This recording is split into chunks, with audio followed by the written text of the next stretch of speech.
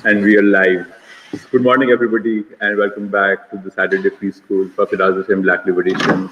So today we'll be continuing our discussions over the last few weeks on a new and revolutionary democracy, and especially today we're going to focus on Diane Nash and Coretta Scott as exemplars of the struggle to achieve it. And so before turning over to Doc, we'll be talking, in this discussion, we'll start by talking about the recent SCO summit, and Doc will begin the discussion. Well, good morning, everybody. It's good to see everybody. Good morning. It's always exciting to be in free school. I just want to say a few words almost as a preface to what Serafina and Emily will do. But to give, I think, an alternative perspective to that of the Western media and Western politicians about the events last weekend, the Shanghai Cooperation Organization meeting, and then the great military parade that was a celebration of the 80th anniversary of the Chinese, pretty much the Chinese defeat of Japanese militarism and imperialism. First of all, the Shanghai Cooperation Organization was founded in 2001 in the wake of the breakup of the Soviet Union and the threat of extreme groupings who were used and financed by the Central Intelligence Agency using Islam to attack and overthrow the governments in those former republics of the Soviet Union, like Uzbekistan, like Kazakhstan, like Tajikistan, that whole central area, kind of the underbelly of what was the Soviet Union. And so it was founded on the basis of mutual defense of those states and of China and of what was then Russia against these destabilizing activities. But it has since then become something quite different. And so this meeting in Tianjin, China, was a landmark in the long struggle of the formerly colonized people. I want to begin with a different take on it. Well, first of all, some of the details. There are 10 members of the Shanghai Cooperation Organization, and then there are about 10 other associated members. I have heard anywhere from 20 to 24 heads of state and heads of government attended, which is very significant given the wide scope of the people who did, for example, Erdogan of Turkey, I think Sisi of Egypt, and of course Modi of India, and the current leader of Pakistan, and of course Xi Jinping and Putin were there, and it was dedicated to one principle. Unlike what the West is saying, it was not an anti-American, anti-Western thing. It was the assertion of the oneness of humanity, which is the concept that I think has been for some time guiding the work of the Saturday Free School, the all humanity struggle for peace and democracy, this concept of all humanity. And as you know, we had theorized, and I think correctly so, that if the European 18th and 19th centuries had given us the concept of the class struggle, the late 20th century and the 21st century have given us the category of humanity and all humanity. And it is therefore not an anomaly or an aberration that this landmark meeting of the SCO was held in China, and that the declaration of the Shanghai Cooperation Organization, this meeting, and the speech of Xi Jinping emphasized all humanity. But the Chinese state has arrived at a very high level of development, and as we have said, representing the state of the whole people, the civilization state. And while maybe China has achieved this to a higher degree than most other states or nations have, I think this is that to which many of these nations are striving towards. The state of the people, the all humanity state, the civilization state, and the concept, literally from Martin Luther King, that we're all wrapped in a single garment of destiny.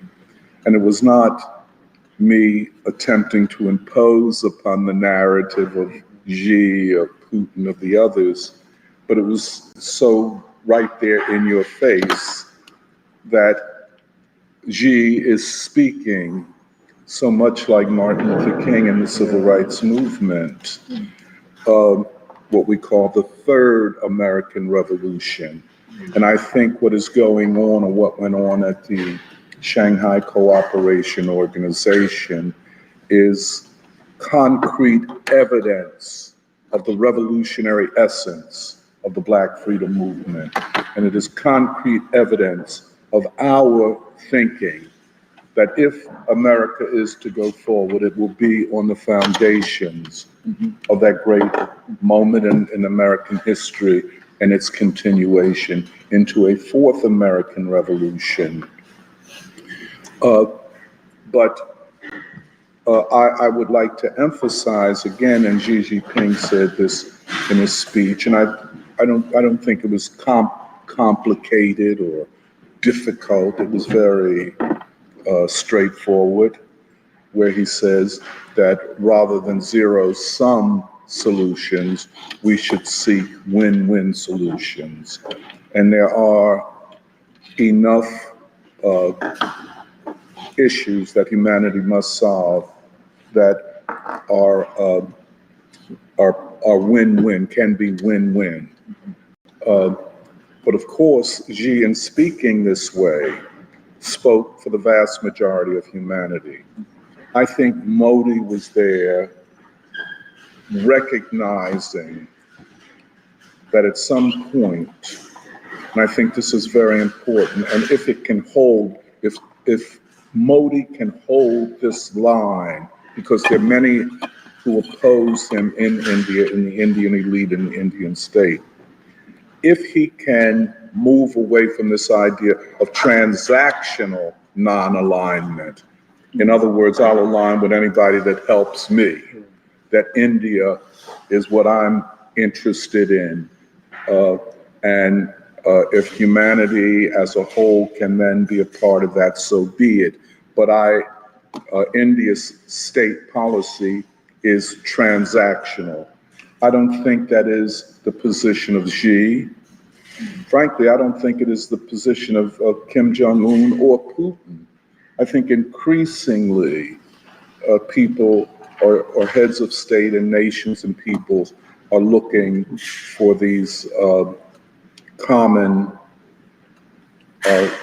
all humanity solutions. Again, I just want to emphasize that the most important category for understanding the struggle ahead is humanity. And this comes, of course, out of the Indian independence movement and Gandhi. And I think, we're going to be compelled to go back to Gandhi You know what, I was talking to some Barto about this past week. Oh, he's reading a biography of Gandhi. Of Thurman. Of Thurman. Oh, I'm sorry, Thurman. It's so overlapping. Well, we were talking about Gandhi, and Gandhi is not recognized for his revolutionary contribution, especially to the transformation of Hinduism from just religion to a force for social change. And that is at the essence of Gandhi. That clearly is what Thurman and Sue Bailey Thurman and James Lawson and Martin Luther King took from Gandhi. Not Hinduism in this pure religious sense, but how Gandhi had transformed it into a force for social change and a force for humanity. So already the category of humanity is becoming a central category, and I think at this stage it is unavoidable that to understand the world, you have to have the category of humanity. But then there was the great celebration and military parade at Tiananmen Square on September the 3rd. You know, it's not a lot that we need to say, but it should be emphasized. It was not, in essence, a parade showing how strong and powerful the Chinese army is, and therefore how it could be an aggressive imperialist force. That is not hardly what it was about. They did show the Chinese government, the Chinese state, that it can defend itself. But it was not about extending its military power throughout the world. It was to say that we are capable of defending ourselves. And they are, and it's clear that they are. But it was also a celebration of where China had come from after World War II and then the Civil War, and 1949 Mao declaring the People's Republic of China. China was either the poorest, or one of the two poorest countries in the world at that time. And so in a matter of 75 years, China has become a force for good in the world, highly technologically advanced, socially well organized, and so on. Again, you know, and I think for us, because, you know, we're not geopolitical podcasters, most of whom have become exceedingly boring these days, maybe because I listen to too many podcasts along with cats like Samir.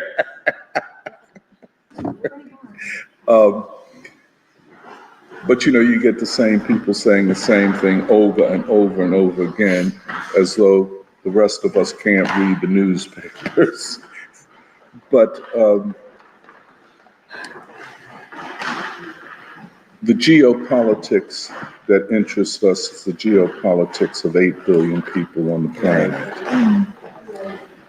And humanity does not want war, but the people who command the US state and the Western states do want war. It is almost as though they cannot live without war and conflict. That war and conflict is like oxygen to them.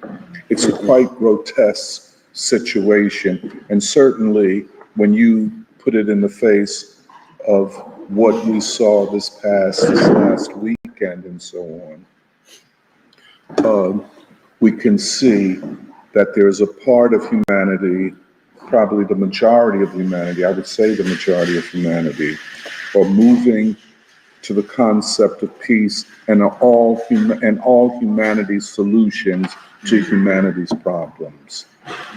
Now the parade even had a larger outpouring of heads of state and heads of government, including Indonesia, the largest Muslim country in the world, including the heads of states of Zimbabwe and the Democratic Republic of the Congo. Some commentators, of course, are trying to find fissures and divisions. Why weren't more African leaders invited? I heard one commentator say this, to which I asked the question, how do you know they weren't? Certainly, Burkina Faso and its leaders are not at odds with the Chinese government, Mali, Guinea, and probably a whole slew of others, South Africa certainly. So why they weren't there is a question that they will have to answer, but they were not at odds with it. But I understand that the former chair of the Kuomintang, a very recent former chair of the Kuomintang, which is at this point the opposition party in Taiwan, was there. A former prime minister of Japan who demonstrated in a few years past his atoning for the crimes that the Japanese had committed in Korea and in China, going so far as to kneel down at the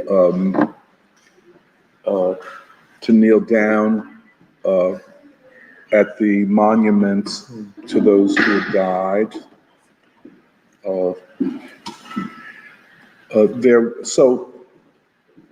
There was more going on than the Western media was prepared to acknowledge. Let me just end on this point.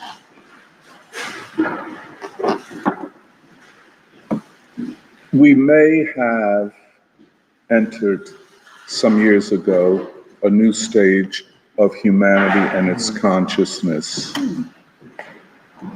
The world may have already changed decisively and irreversibly, that this meeting of the Shanghai Cooperation and the Great Victory Parade were manifestations of something that has already taken place. The West is in turmoil and crisis, and how best to assess and understand these two meetings in China, but in comparison to what is going on in the West, and especially the United States. They always say, well, China has this problem, there are many young people unemployed, they have problems. But isn't that the definition of life, problem solving, which suggests you will have problems, But the problems that Russia or China or most countries of the world face are very small compared to those of the United States. I am more and more convinced that to properly understand the political crisis and the civilizational crisis of our country, you have to see that there is a struggle for state power at the level of elites. We're looking at what is in effect an attempted elite capture of the state. And this has become more apparent to me as I listen to the ideologues of the MAGA movement, who are these extreme, or I guess they wouldn't call themselves extreme, maybe they would define themselves as revolutionary libertarians. Of course, they have all kinds of crazy ideas, For example, returning to monarchy, or the other one returning to the principles of the Plessy v. Ferguson decision. But this is a deep crisis because it is a struggle for who will control the state. And this then means that the Trump administration can only in a very weak way, commit itself to the global transformations that we see taking place. Their major focus is this internal struggle for state power. And I have referred to it as an attempted elite capture of the state. And they're not doing it in a secretive coup d'etat way. This attack upon universities, this attack upon people who played a role, elites that played a high role in the state. For example, John Bolton, having the FBI go to his house and arrest him or indict him, or something like that. This thing towards Pompeo, who was the Secretary of Defense, head of the CIA during the Trump first administration. This attack upon elites connected to the state suggests that or evidences a movement to seize the state, which therefore makes our studies and investigations of the state so very important. And of course our thing of the democratic capture of state power by the people. Is that a possibility? What will it look like? And so on and so forth. I guess I'm always saying I just have one more thing to say, but this is the one more last thing I'll say. With the collapse, and I always go back to this, the collapse of the Soviet Union and the collapse of the world communist movement, the world changed, but not irreversibly.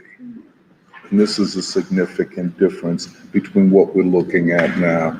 What we're looking at now is an irreversible change. We will not go back to the way things were before this moment. China is not going to implode the way the West and the United States are imploding. I don't think Russia will. I don't think there'll be another collapse of the Russian state like there was a collapse of the Soviet state. So certainly such theorists at that time, such as Francis Fukuyama, who declared the end of history. That was a bold and audacious statement. When does history end? I mean, how can history end?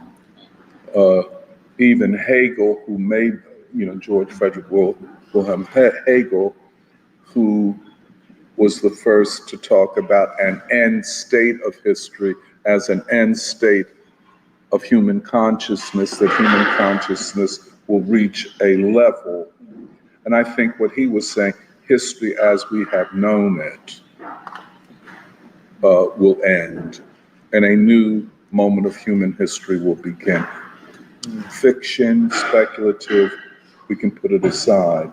However, Francis Fukuyama was far more earnest and far more serious, that the end of history meant just that. It was the end of the struggle for the future, and that the future was now, and the future was white supremacy, and the future was war, the future was Western domination. And when you get people like Rufo or Curtis Yarvin or even the Tucker Carlsons of the world, what they desire more than anything is an end of history and the restoration of whiteness. I mean, I find it difficult to get my head around it, that people could actually think this way. A return to the 18th and 19th centuries, you know, at a time when more human beings are conscious of history and of the world than ever in human history. And this is what we see, this is what we must emphasize. So this idea, an end of history and a return to the liberal, and I always put quotes, liberal is not progressive, liberal is 18th century, 17th century, theorizing about man and the state, and that's all. To want to return to that and the period of colonialism and war, what types of people, what moral foundations do they operate from? If you know what the 18th and 17th century, what European modernity meant to humanity, humanity will not return to that. So Francis Fukuyama, with the end of history, is at best a bad and grotesque joke and an audacious attempt to explain something that he was incapable of explaining. The other book, which comes out about the same time, is by a guy named Samuel Huntington, entitled The Clash of Civilizations. And so he was focusing specifically upon Arab or Islamic civilization as a threat to the values of Western civilization. Now, if you lift it out of its specifics, you will see that what he is saying is that the West will have to fight civilizational wars for civilization. They would say wars to uphold, quote, our values. But the essence, something that we have drawn attention to, that all of these wars in one or another way have been civilizational wars. When they say we are upholding democracy, don't believe the hype, look below the surface. What they're talking about is upholding the values of white civilization, of white supremacy, of colonialism, and there are no two ways about it.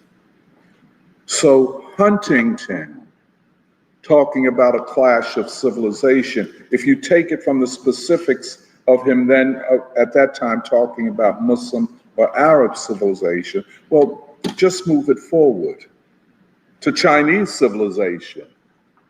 A war with China, if they have the idiocy to attempt it, and it would be idiocy, if they attempt it, it would be a war to subdue an ancient civilization and to replace it with a modern European civilization. So when you hear or when you see on a lot of these podcasts the coming of World War III, well, that's white Westerners talking. The coming of World War III, well, the Shanghai Cooperation was talking about avoiding wars of any type, world war or regional wars. The celebration of the 80th anniversary of the defeat of Japanese militarism and imperialism, which was brutal in China. Upwards of 37 million people were killed or severely injured in that war. The Japanese were so arrogant that they did not see the Chinese, they did not see the Koreans, they did not see the Vietnamese, the Filipinos as human beings, and therefore disposable, and expendable. And although we in the West know about the Jewish Holocaust, there was the rape of King. I mean, and it was just not the rape, it was the slaughter of millions of people. And we don't even know the details, at least we don't know them, of what went on in Korea. You know, what went on in Vietnam, Cambodia, Laos, the Philippines. What did the Japanese do there? You know, were they less genocidal than the German Third Reich? I don't think so. Because World War II began for the first time the concept of total war. That it's not just armies going to war, it is societies and civilizations going to war. And therefore, the point is to destroy your civilization, not just to defeat your armies or to defeat your political leadership, which always creates conditions for a future rapprochement or détente or coming back of the nation. You don't want to do away with a defeated nation. You merely wish to defeat them militarily. But with World War II and with Nazi ideology, with the evolution of imperialist thinking, war then became civilizational. And thus nuclear are weapons not just of mass destruction, which they are, but destruction of civilizations.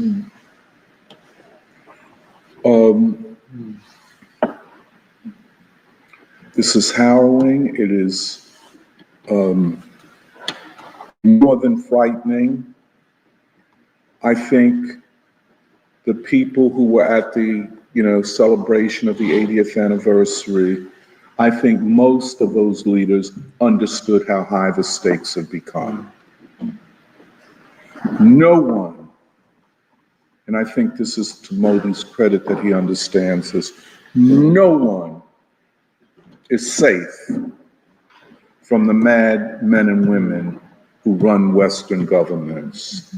No one, because they are committed. And I think this is something that we in the free school, have to struggle to make clear to more people that war is not just war. War is an attempt to destroy civilizations, ancient ones at that. We saw it, for example, in the attack upon Iraq, ancient Babylon, to destroy a civilization.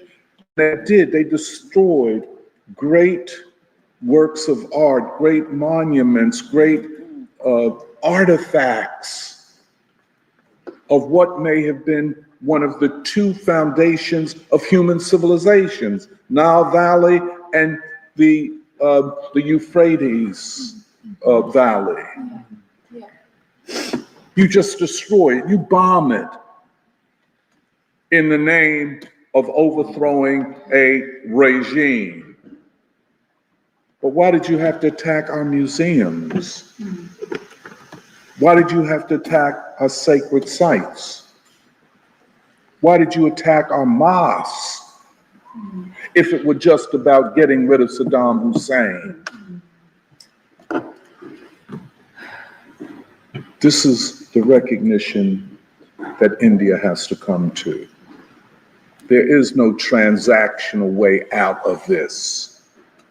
There is no unprincipled way out of this. The principle is humanity and civilization. Nuclear war is war to destroy civilizations and memory.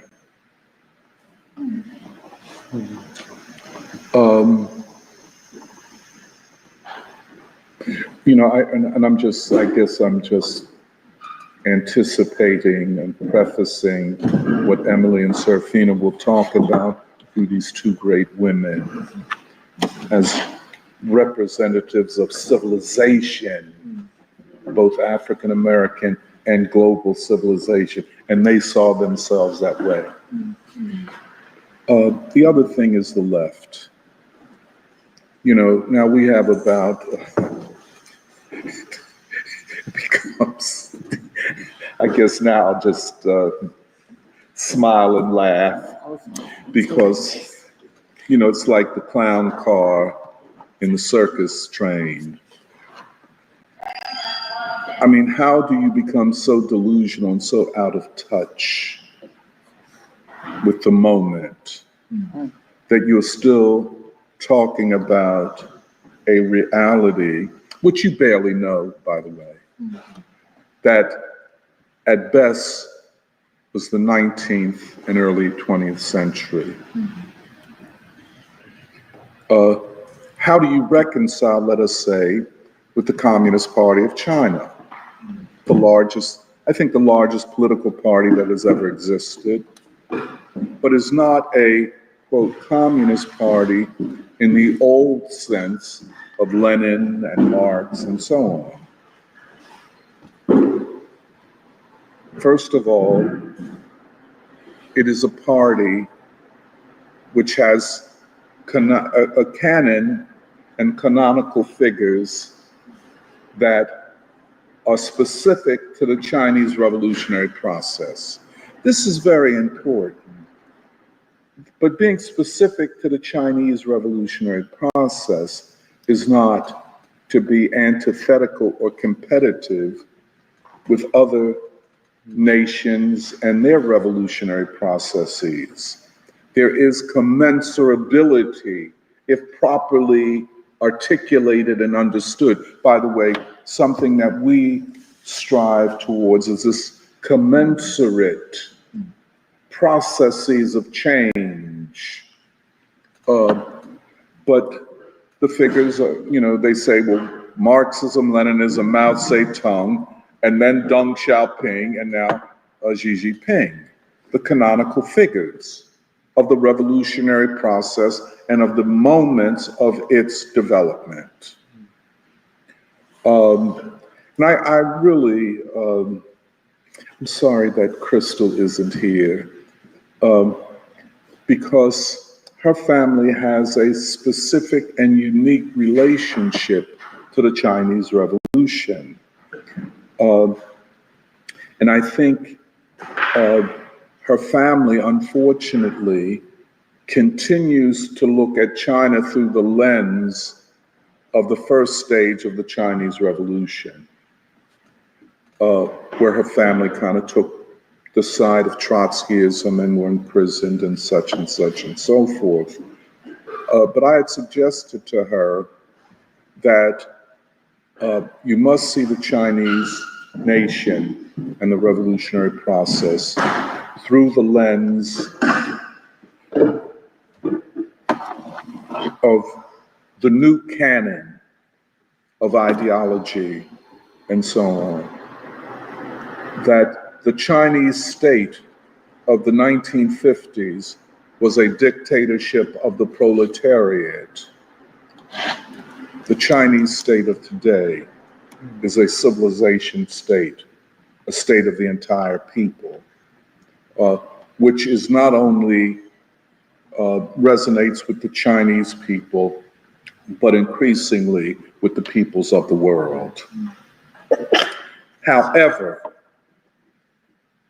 what do one or all of these so-called communist parties, I think we got about 8 of them now. I haven't consulted Johan recently on the matter. I think he keeps a count of all of this.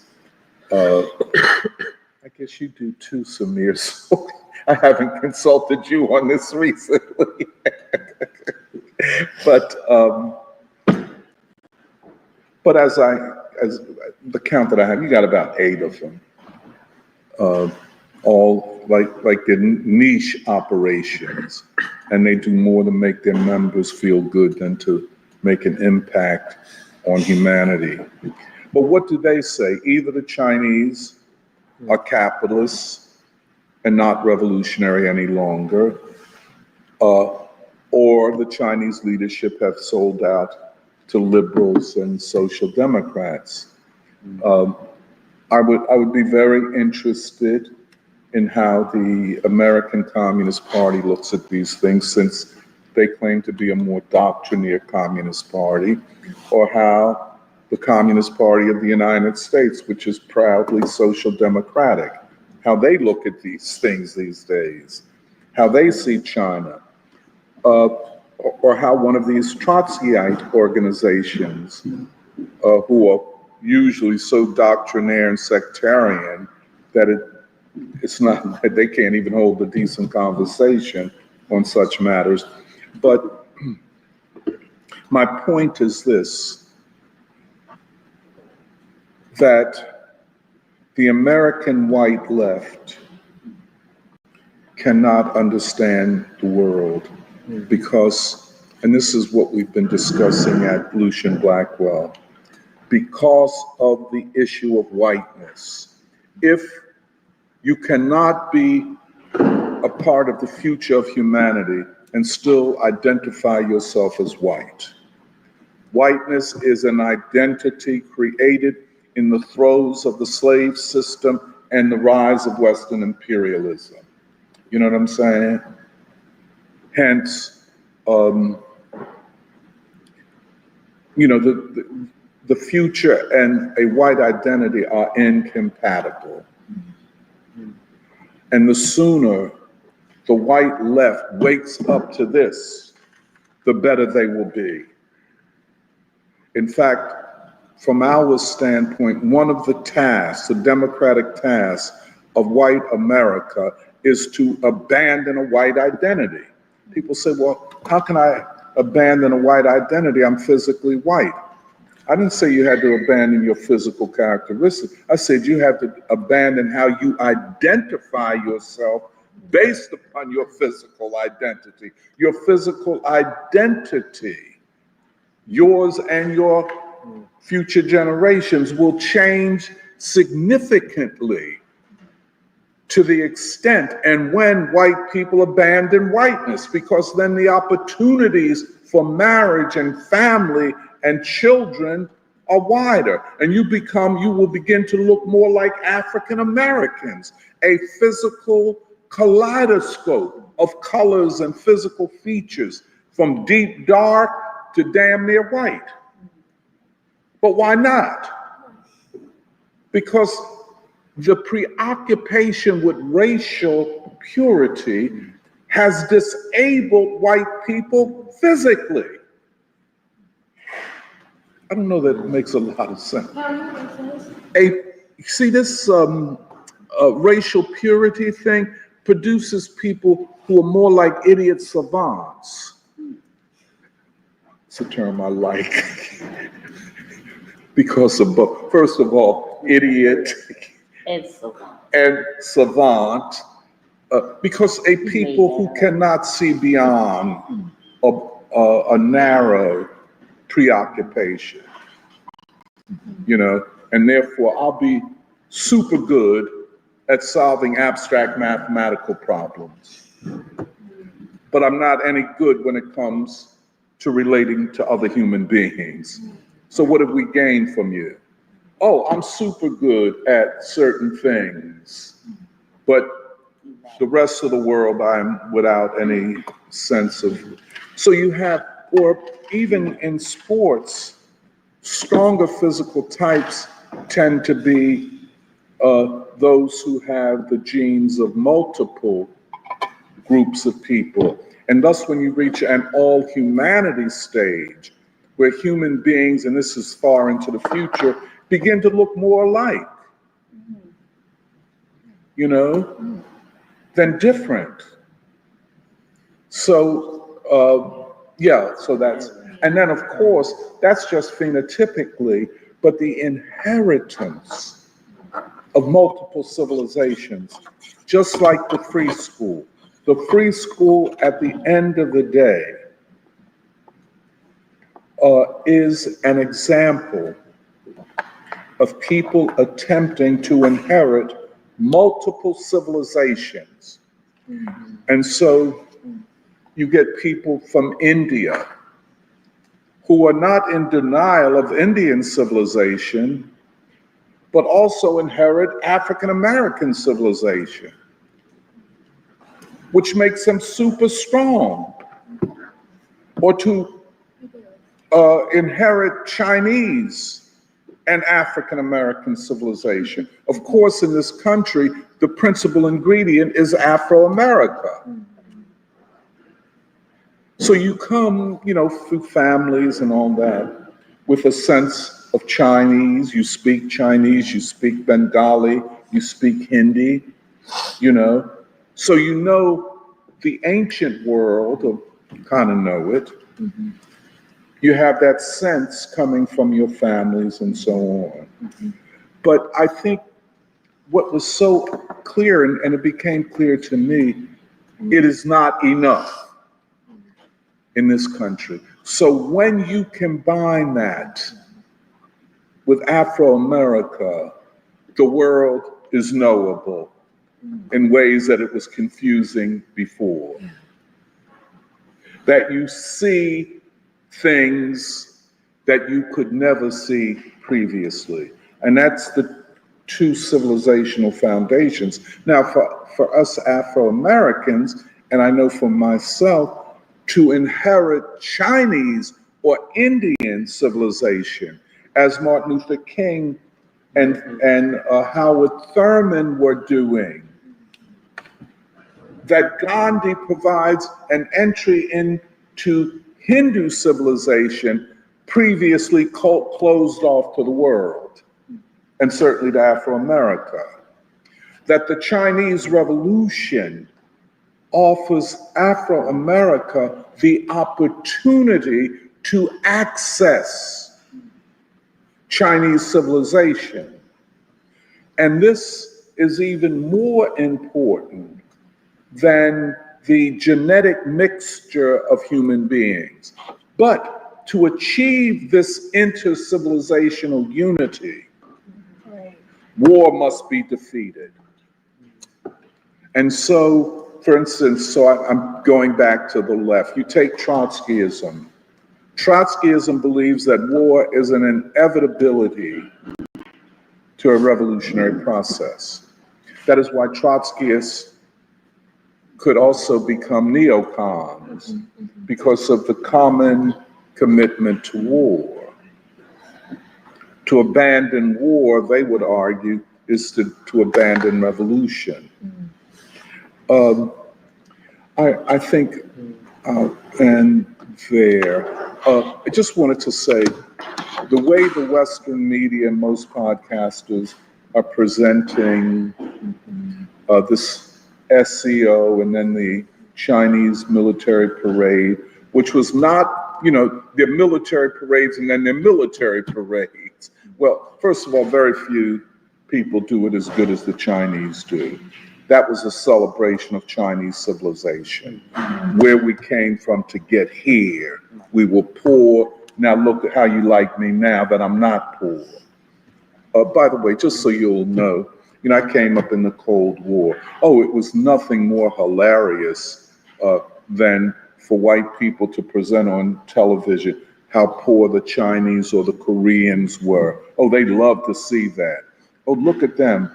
They'll never be anything. Well, it's kind of the way they treat African Americans. Look how poor they are. They're that way because of their social system. Communism will do nothing but keep the Chinese poor. And suddenly they're not poor anymore. And they have surpassed the West and certainly the United States. So that narrative is gone. Now the narrative has to be, they're not Democrats. Okay, this is a, quote, democracy, but how far has it gotten us? Look at the landscape. Yeah. So I'll stop there. So can I just add, like what you were saying was, I think to look at the summit as really, in some sense, to challenge not just the hegemony of the West, but what you were saying, the narrative, and sort of the narrative being culminating in the Huntington and Fukuyama and so on. I thought that was that's very deep because even in the speech Xi Jinping, I mean, he talks about one of the things I found was most interesting was he talks about how we have to look at the correct historical perspective of the of Second World War. Yes. And I think this is because the sort of the view of the world wars in the West is these are the anomalies. Yeah. These are the anomalies of, and even to see the Second World War primarily as the Holocaust being the central, that being the reason almost. But I think what what she is saying and what you are highlighting makes it clear that they see, I think the rest of the world sees what the world wars are about, what they were about, and they define it as the world anti-fascist war, seeing this as the logic of the West. And I thought it was very deep that they start by looking at this is where the West has always been heading, and sort of, and the other thing being you're talking about the idea of civilizational war and this idea of clash of civilizations, that the West has to perpetually protect its civilizational values, and the only way it can do it is to wage war on humanity. And the irony today is that it is Western civilization which is imploding, that this narrative does not hold anymore. And I think they looking at the summit, some of the speeches, and especially Xi's speech, what it made me think was that yes, the thing they're focusing on being what they call the global governance, what you were saying, yes, Russia and China will not implode as the West wants, but it's not like the West will stop trying, and they see this initiative really as the almost like a central stage in the world, which is going to be a voice for peace and a shared human future. And they recognize how volatile the world is, precisely because the sort of the story that the West has told itself more than anybody Yes. is it cannot be sustained anymore. And I just wanted to the unsustainability of the Western model. right. And it's unsustainable because the people of the world do not accept it. Right. Yeah, and what you were saying, him going back to his language being really King's language, going Yes. back to there were alternative ideas of civilizations that were that came out of this country. So, and it's it's to King that I really like the way you put it, that this is almost like a confirmation of what King saw in the world. This is it coming to fruition. Anyway, I just wanted to. And just a small thing, the speech, My Journey to Nonviolence, where he talks about him having to go to the East in order to restart what in effect was a third American Revolution, but was a revolution to transform American civilization. He had to go east in order to find new foundations for America. It's really daunting when you think about it. Can I also add something? Yes. Because you talked about just on the socialist transition in China, you talked about how it went from stage to stage, and then the collapse of the Soviet Union. But I think what I've also learned from reading about Cuba in this group is that those older socialists, or the socialists that we're studying, in our local communities in the 60s, that they were aware of an all-humanity struggle, and you can see it when you read about Fidel or Che Guevara talk about the children, and this has always been accessible to us because they were talking about it back then. Or, Kathy shared the essay by Foster, was it A Letter to Du Bois, talking about what the path for Black people is to come together and make a great social change. And I thought that was more accurate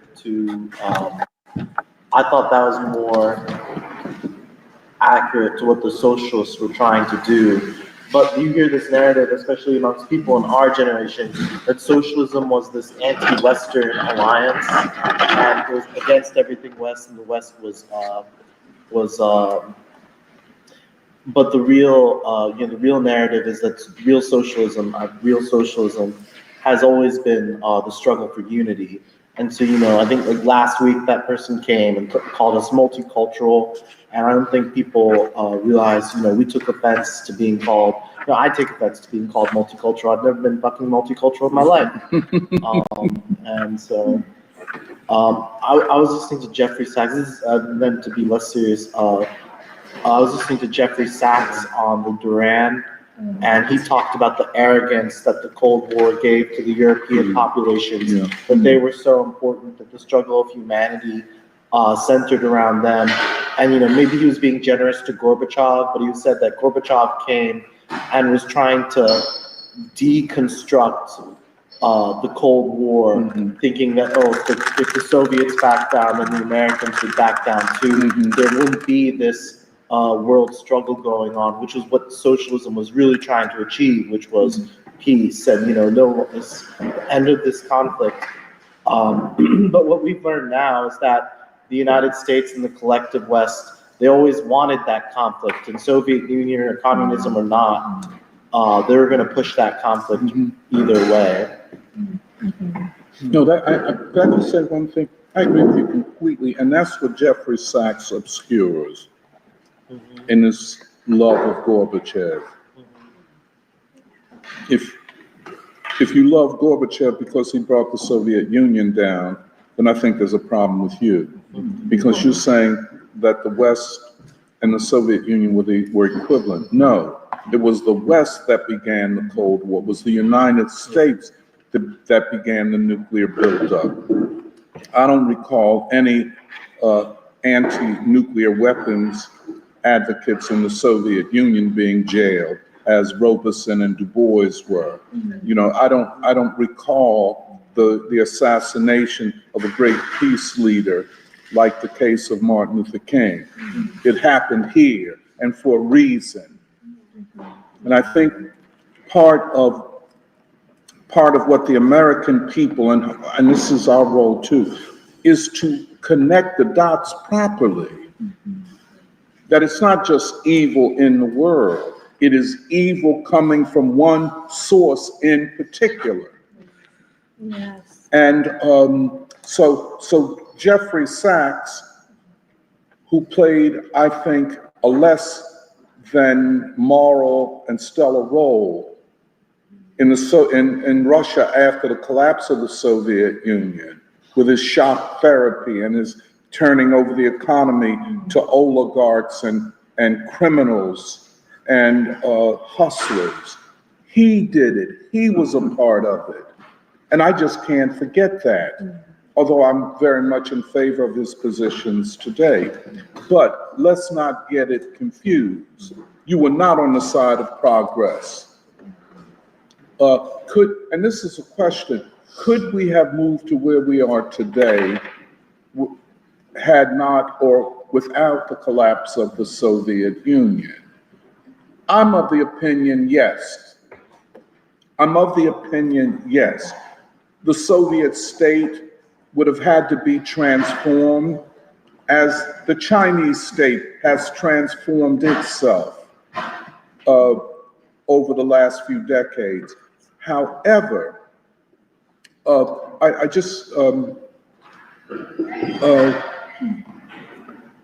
what happened in the Soviet Union, now that I think more about it, is they got stuck at one moment of state development and of societal development. That's why a lot of people felt that, Gorbachev is a breath of fresh air. because he wants to reform the state. And you do need reform. That's what Deng Xiaoping represented, a reform of the society. But do you have to destroy the whole thing to do that? Do you have to say that the future, like I think Jeffrey Sachs followed pretty much what Francis Fukuyama was saying. It's the end of history. We're back to the liberal white agenda. I just can't get over that. But Fidel, on the other hand, as you point out, presented another option from the standpoint of the Communist Party of Cuba, from the standpoint of the socialist state in Cuba. And what was his? Fidel famously said, if to save humanity, it would require that we in Cuba give up socialism, I would be prepared to give up socialism in the interest of humanity. And why is Fidel thinking so differently than Jeffrey Sachs? You understand what I'm saying? And so at the end of the day, Fidel, just like G, is sounding more like Martin Luther King. A revolution of values, an all humanity struggle, that the struggle for the state and for state power can take the path of peaceful non-cooperation, that every problem does not have to be solved by civil war or a global war. Let us imagine the possibilities and see if we can find a different way. That's what King was saying. That's what Fidel was saying. Jeffrey Sachs, you're too morally ambiguous. It's not that, I don't mean to sound like I'm preaching. It's not all that complex. And then now, when you see finally the Chinese state, and I hope I'm not stating the situation, has come to an understanding of the state and of civilization in a way very much parallel to the Black movement under the leadership of Martin Luther King. I think we're somewhere in history that is very unique, that I say very special, because we might be crossing the Rubicon from war and civilization war to peace and intercivilizational unity. And this is what we have. This is what we have to fight. This is our war. Yeah, I think when Jeffrey Sachs was in the interview, he mentioned his disgust for the British Empire, and he blamed, he talked about the partition of India, the border between China and India, and he sounded like a LaRoucheite, essentially, talking about the British Empire. Yeah. But to take it a step further, what you said about intercivilizational unity, it's a different concept than multipolarity. And I think that a lot of people have access to this point of view on multipolarity and de-dollarization. Yes. These aren't new concepts. Like again, Malcolm X talked about dollarization. And Kwame Nkrumah talked about dollarization. But what the Free School does in talking about a civilizational state, and what you were talking about Cuba and humanity, it takes it to another level. It's almost like what King said, a pro-positive program. Whereas these other people, they don't have a positive future. And so some people like Jeffrey Sachs might have an understanding that the Western world is in collapse and the multipolar world is rising, but they don't have a positive view. You all right? No, I have to. my son's birthday. Wait.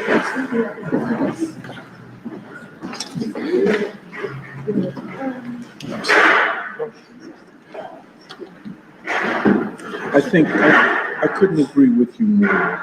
You know, multipolarity and de-dollarization are just manifestations of a deeper civilizational and human evolution.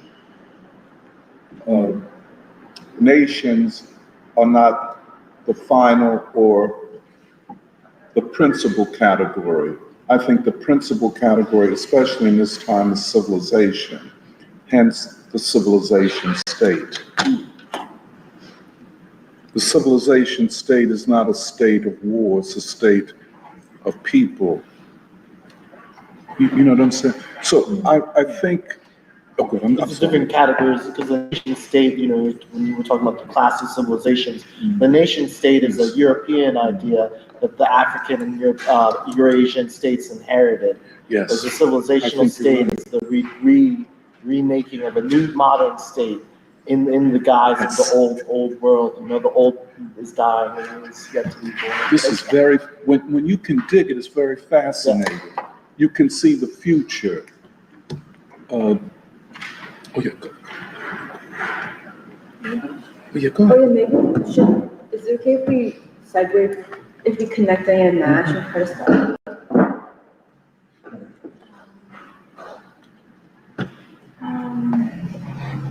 Just don't talk too soft.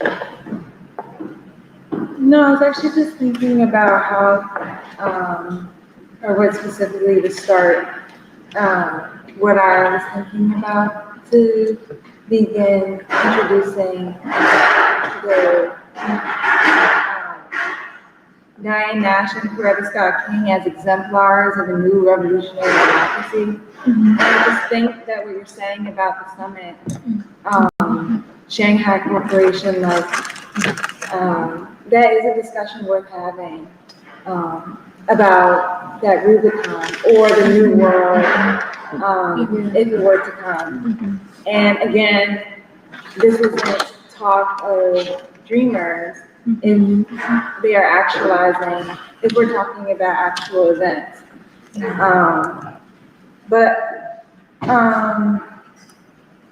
I'm just kind of like doing a little bit of framing for the most part because, and Emily will fill in more of the details. And I was trying to look for how to express the quality of the moment that Diane Nash was a part of. And what also came into my head was something that, you know, as we were leaving through school maybe a couple weeks ago, Doc, you were like, I wonder what King had thought when he was shot, and how was it that he was crucified in that way? How he was crucified in that way. And the pressures that the movement was undertaking. And I had looked a little bit at, again, you know, we had a whole year of him, but James Baldwin's taken to the water. And there's that scene where he has to give a suit that he also wore to Martin Luther King's funeral. And his friend, who's the same size as he, needed a suit. And Baldwin says that distance between either him and his friend, or him, humanity, or whatever, the distance between us, and I have never thought of this before, was that they did not know this, and I now dare to realize that I love them more than they love me.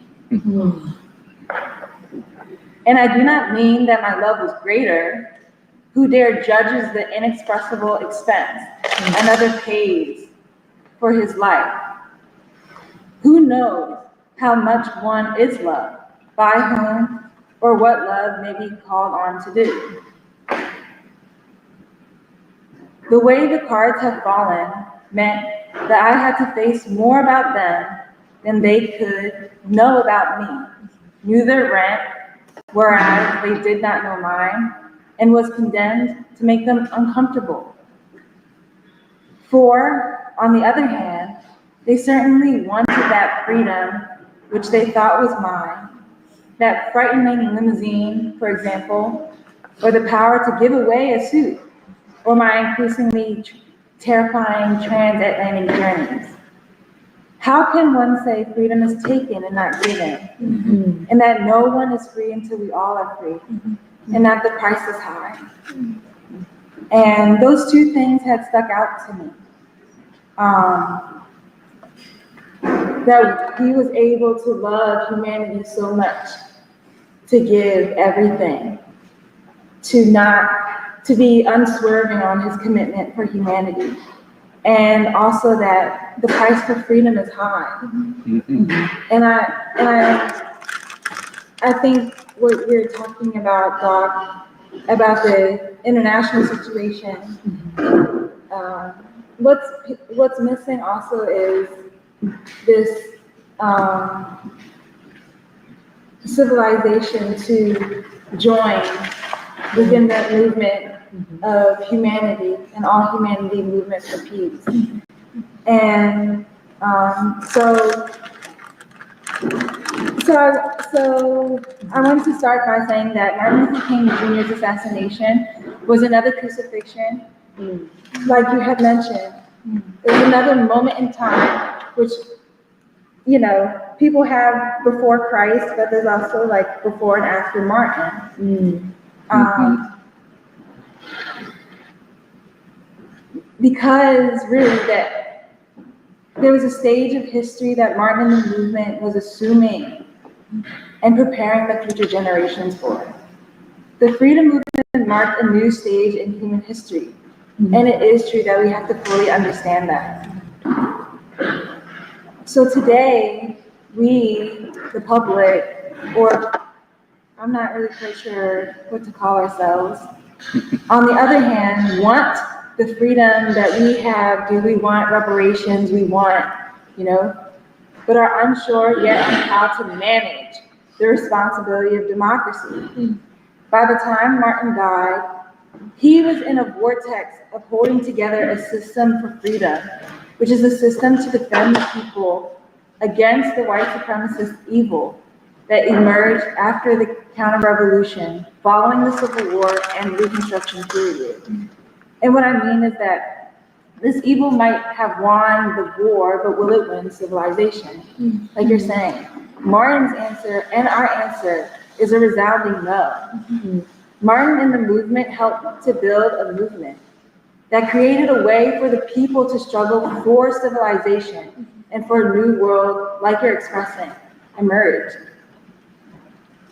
The movement was made of people who made themselves new by the philosophy of nonviolence and they were managing a revolutionary process where the world would no longer be engaging by a vision of a world marked by evil, of greed that rooted itself in European civilization through enslavement, which is the total demoralization of the people and of civilizations that are not European.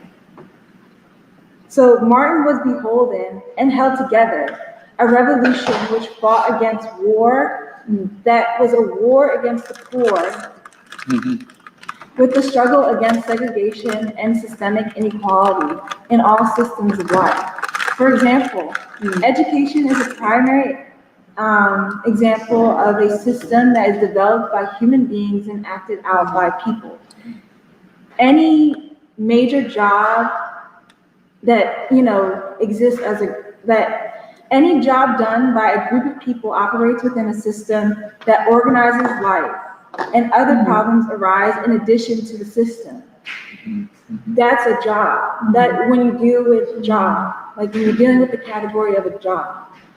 But education is something different, as to say, read in one of the last chapters of Black Reconstruction, the founding of the public school. Du Bois shows how contentious and primary what the struggle for a democratic education is and locates it within the struggle for a new state.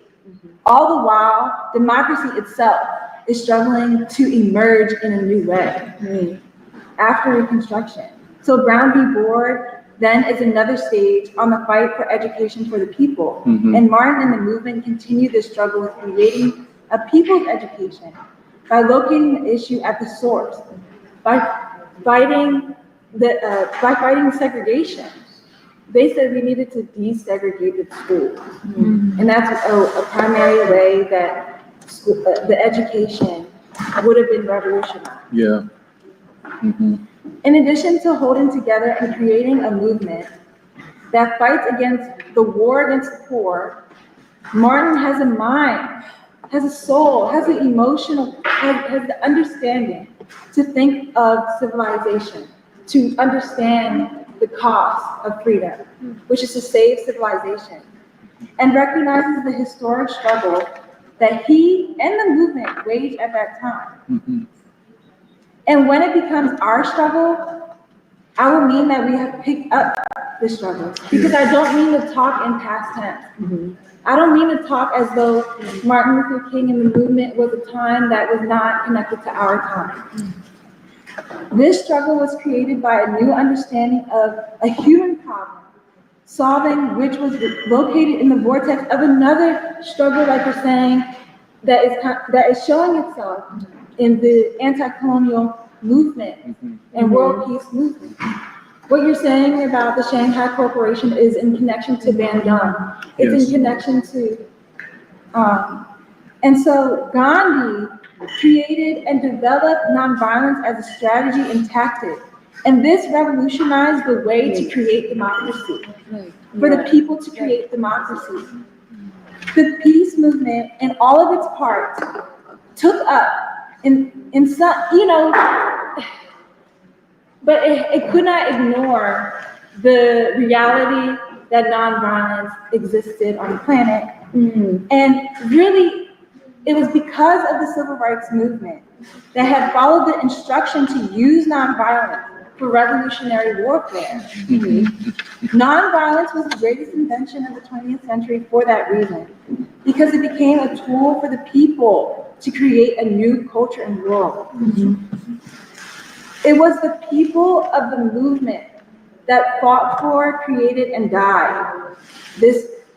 That fought for, created a new character, and died for a new character. Many people also were assassinated through the struggle to desegregate the South, whites included, blacks included.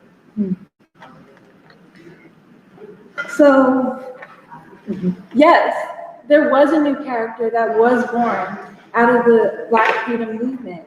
But for this character to mature, it would have to face new questions of civilization. But I wanted to finish this kind of like setup by saying that any systems or the system, systems are in place for order. Order makes space for the freedom of the individual. A system is dependent or created by beliefs and values of conduct. Those values define for what is orderly or not. If Martin died for our sins because he was confronted with new challenges the people and the movement couldn't keep up with, in a way. He was shot because of the insecurity of the white supremacist social system that they knew that they had, which Baldwin identifies. And for centuries have been trying to keep hidden. The fact that he was shot was a chance that Martin was willing to take. Martin was prepared, and he knew about the price of this freedom that he was struggling for.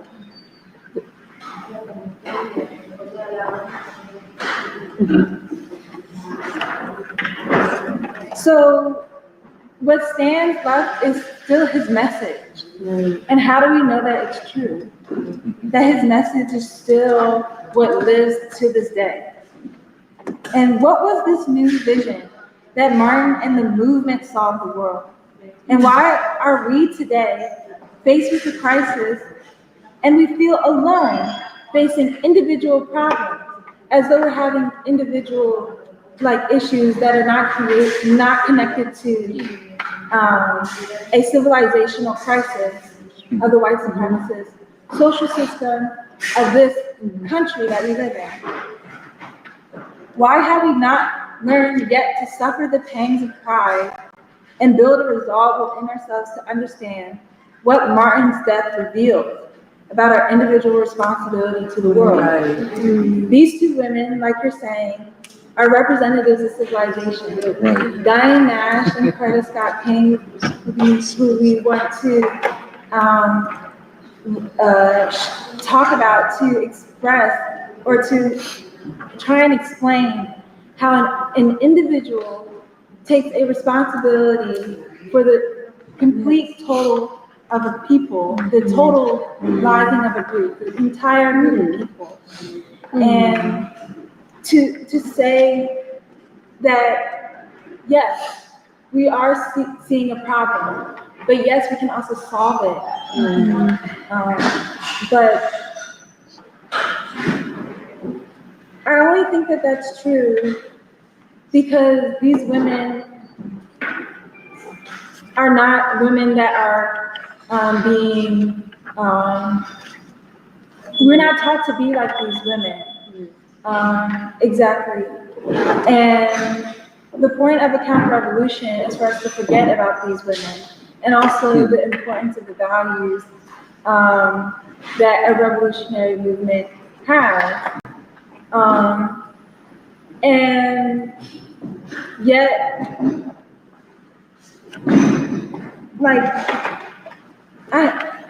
so I'll let Emily say some things, but yeah.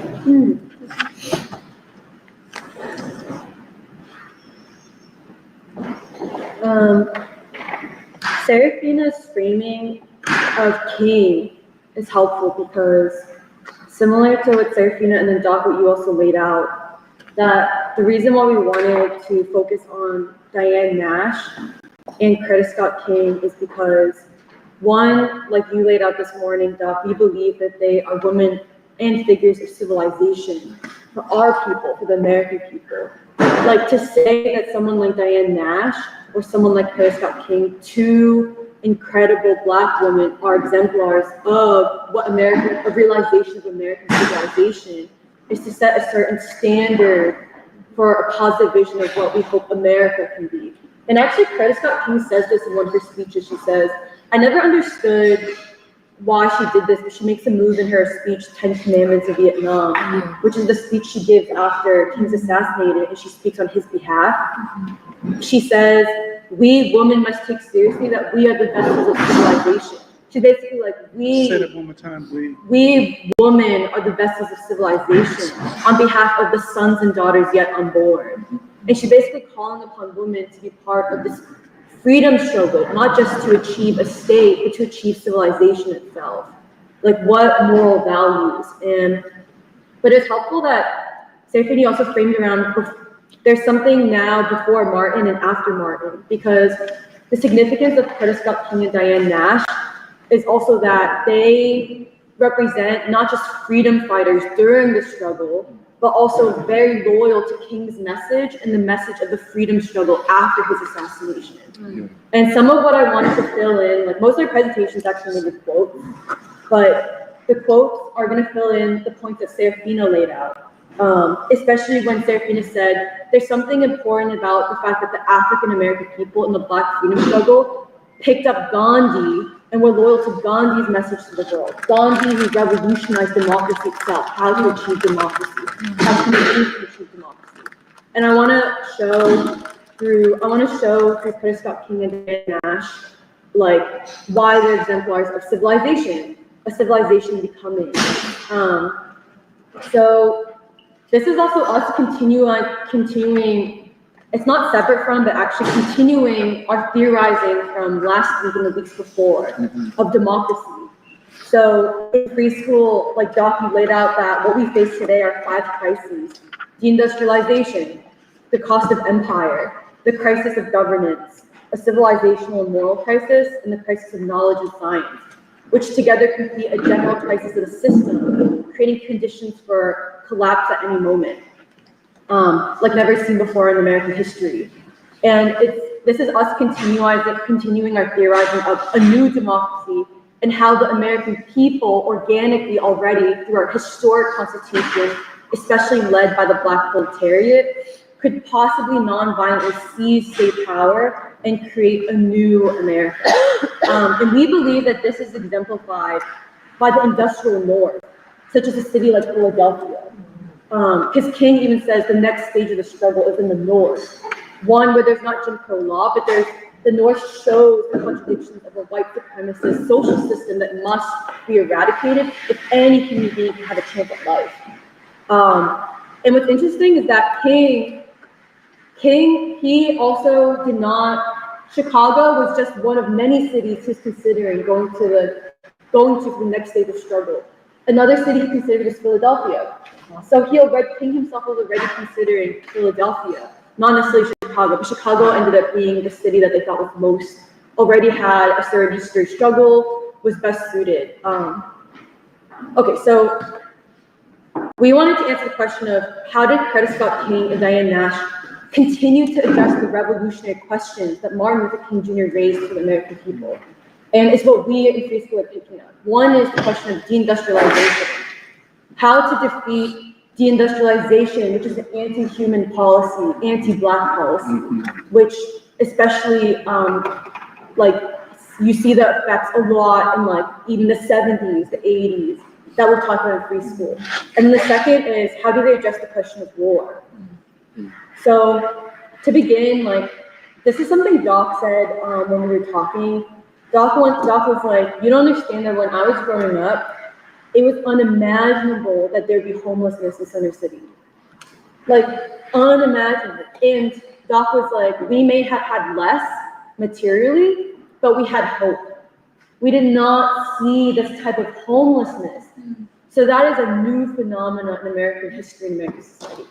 And I want to talk about how Coretta Scott King addressed it. She said, so Coretta Scott King, who I think is such a loyal witness to and soldier of her husband, Martin Luther King Jr., who's not just her husband, but her leader, a leader of the freedom struggle, who she was loyal to even after his death. And she knew that. She was like, she knew that a lot of people, she says it all over the place. She says, I saw a lot of people betray Martin, but she refused to. And she was disappointed with a lot of people.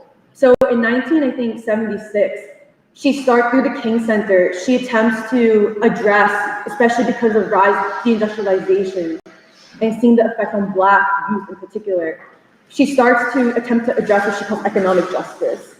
This is her, she works with a senator from, I think, California named Humphrey, California. And he who eventually introduces the Humphrey-Hawkins Act of 1978, which is supposed to promise full employment, and it's supposed to be a fulfillment of the civil rights movement.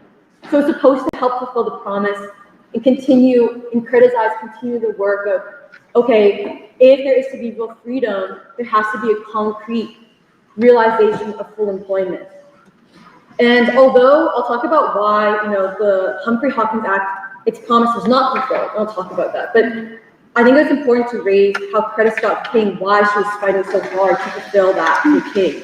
She says in her speech to, I think it was the Economic Justice Council, Economic Council, a famous speech she gives that not a lot of people, I think, pay attention to. She says, the human meaning of the current level of joblessness in Atlanta can be seen in just a few startling facts. One, and this is why I brought up what you said, Doc, when you were like, homelessness in Center City is a qualitative difference in the history of America that says that something's wrong. There's been a deliberate putting backwards of people. It's not inevitable, there's a deliberate putting back of people. Coretta says, here are certain facts that are startling.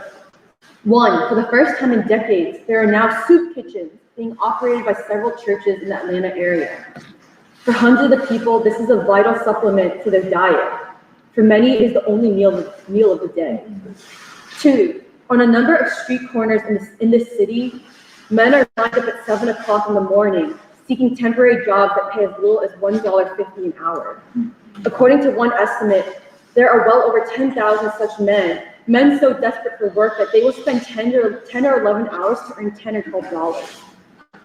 Three, when a painfully small number of public service jobs were advertised under the CETA program, over 3,000 people appeared at the Civic Center in downtown Atlanta. Some waited all night just for the chance to apply for a job. Finally, in several Atlanta neighborhoods, there is now the sorry spectacle of elderly men and women going from door to door, literally begging for work. When a staff member of my organization told one such woman that he had no work to offer, she burst into tears to plead for 15 cents. She did not even have the bus fare to return home. Against this tragic background, I think it is simply wrong to speak of a real recovery or to debate its pace. On the national level, unemployment has not only increased massively in the last years, but most projections do not even suggest a return to previous levels until the 1980s. And this is the key. She says, we are not actually talking about recovery from high levels of unemployment, but an acceptance of high employment as a permanent part of American life. Whatever the trends of industrial production or the GNP may be, they will have little human meaning if they ignore the literally millions of Americans, black and white, who are now suffering under the impact of the current recession. And let me speak just of Black America for a moment. Although unemployment cuts across the lines of race and tortures the spirit of every worker, especially the poor and unskilled. But for Black Americans in particular, the economic policies and actions of the past few years have been nothing less than a frontal assault on all the gains and victories of the 1960s. Even the slow and often inadequate progress of that decade has turned into absolute reverse in the 1970s. The legislation we Black Americans struggled for and at times died for is now being literally undermined.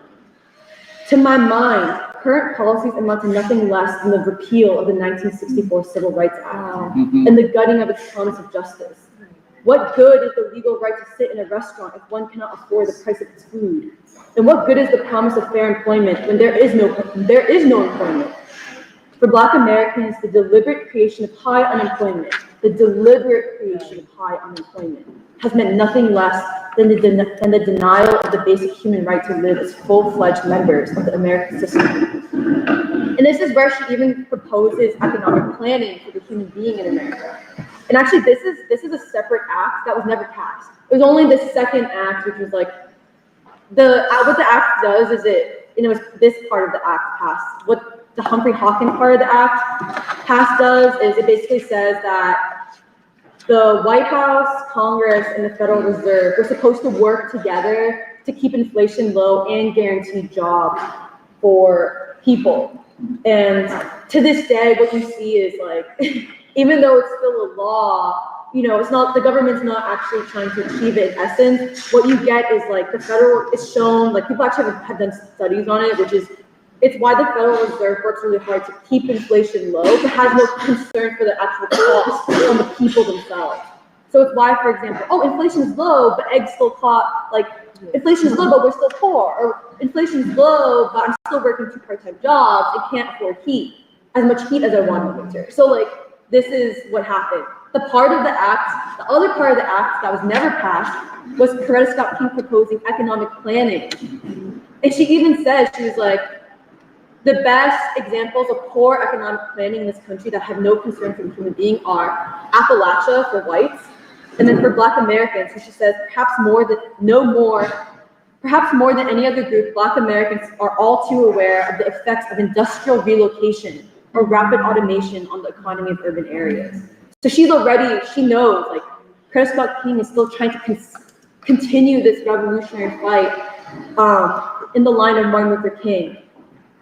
So what this shows is, for us today, that something deep, like we've been saying in Facebook, something deeper must be changed.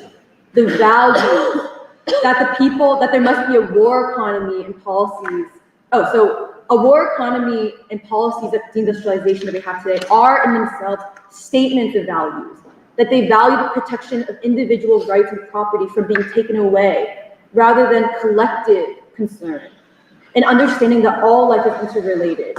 That, for example, the bombs of Vietnam explode at home, and that social problems require social, holistic solutions. And Coretta Scott King, she even says this in her speech. She says, The problem of unemployment is at base a political problem. We are suffering the highest unemployment since the Great Depression, basically because of conscious, politically motivated decisions. The poor, minorities, and average working man have been deliberately chosen by the current administration to bear the brunt of our economic policy. It is time to put a stop to this anti-social and anti-human strategy. The unemployed are not pawns to be sacrificed in some economic chess game, but American citizens whom our leaders are elected to serve. And I actually got this from Megna's presentation from the first knowledge symposium, which talked about the war, going from a war economy to a peace industrial economy, which is possible, but it requires a change in civilizational values, which is that the problem we face today is the birth of a permanent war economy.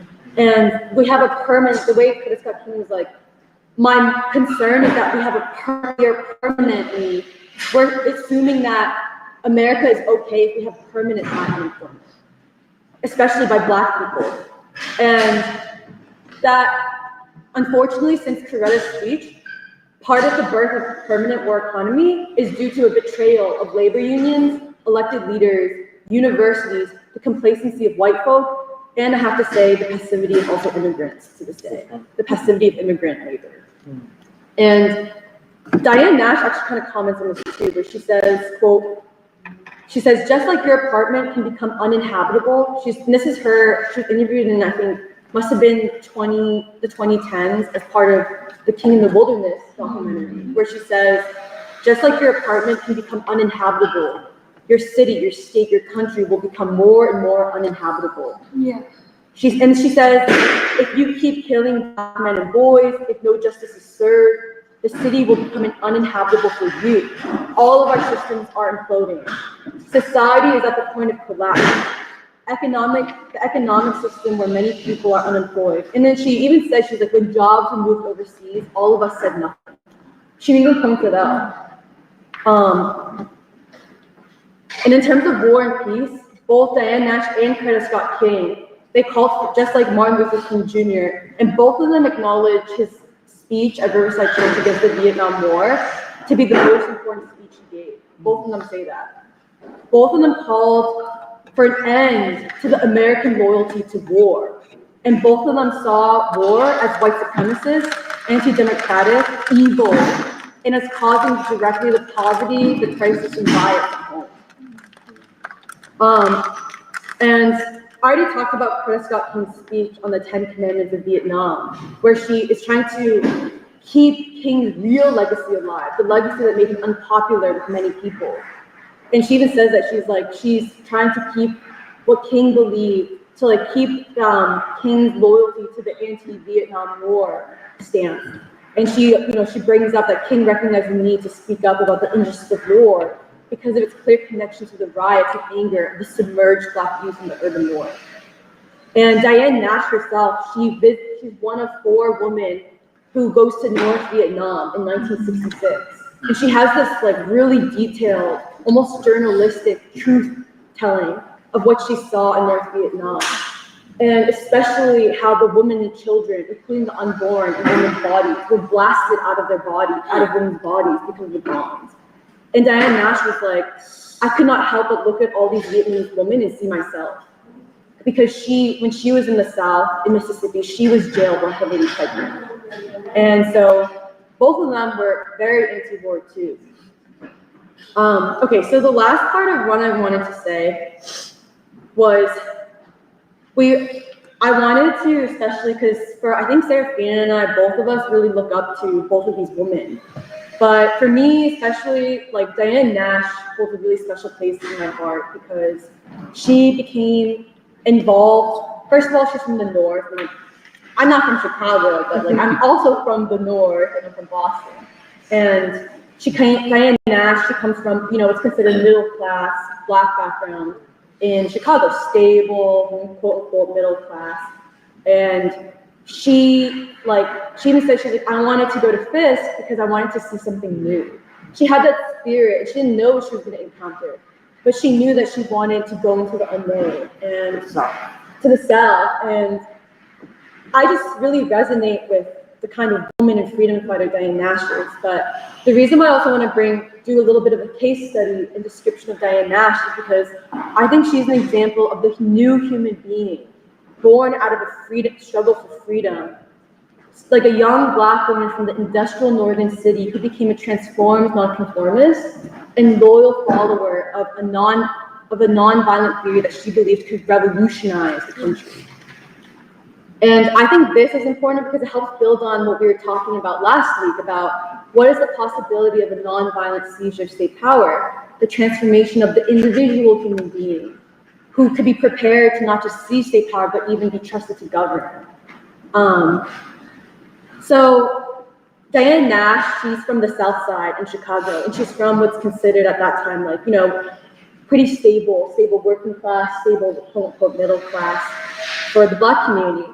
And she's also, when she becomes, you know, the space of the freedom struggle, like even Doc, you said last week that when you were young, you know, Diane Nash was kind of like this magical like hero of people, this example of a young person of how could someone so young and like someone your own age be so heroic and courageous.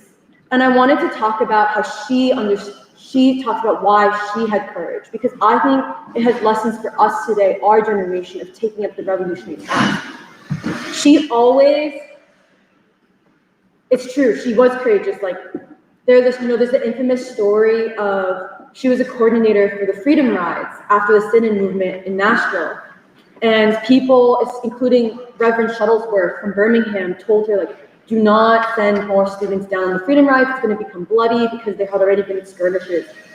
And Diane Nash just said, no, we're going to keep sending waves of students to desegregate interstate buses.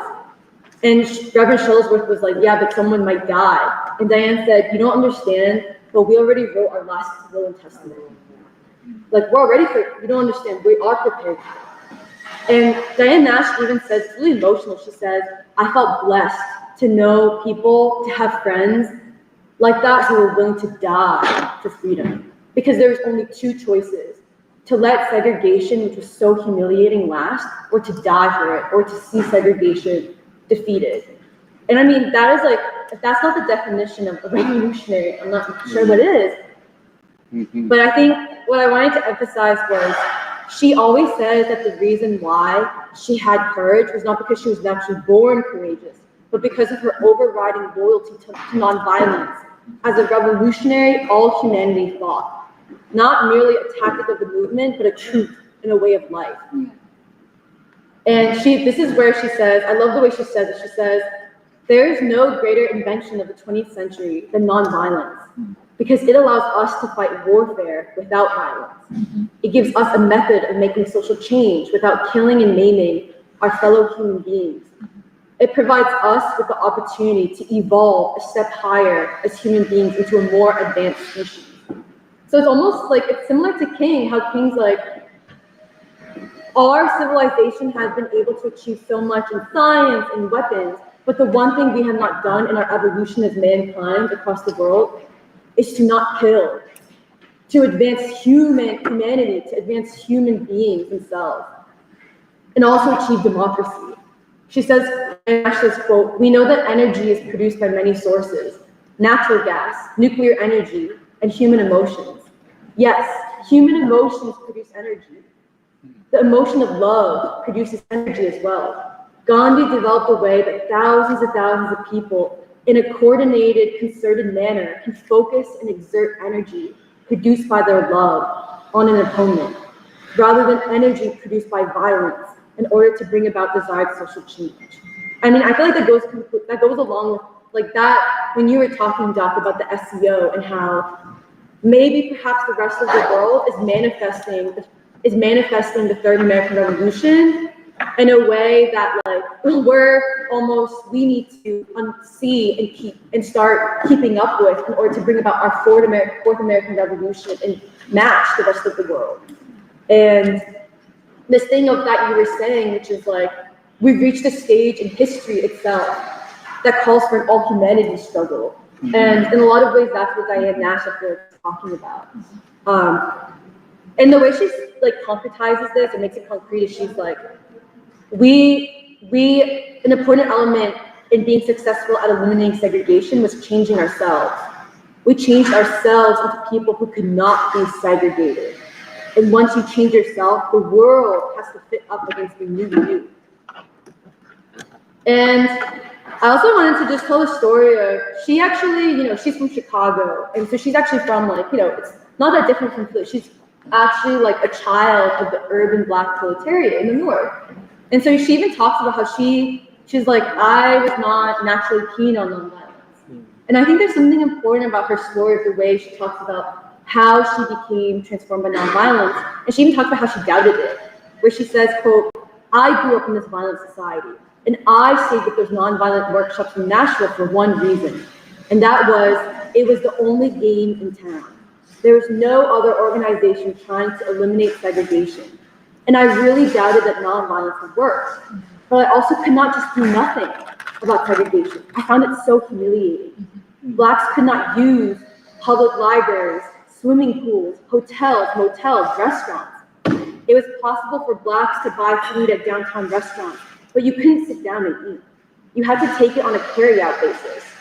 So if you went to downtown Nashville during the lunch hour, the Blacks that worked in the downtown area would be sitting along the curbs, along the alleys, eating their lunch that they had either brought from home or purchased on a takeout basis from a local restaurant.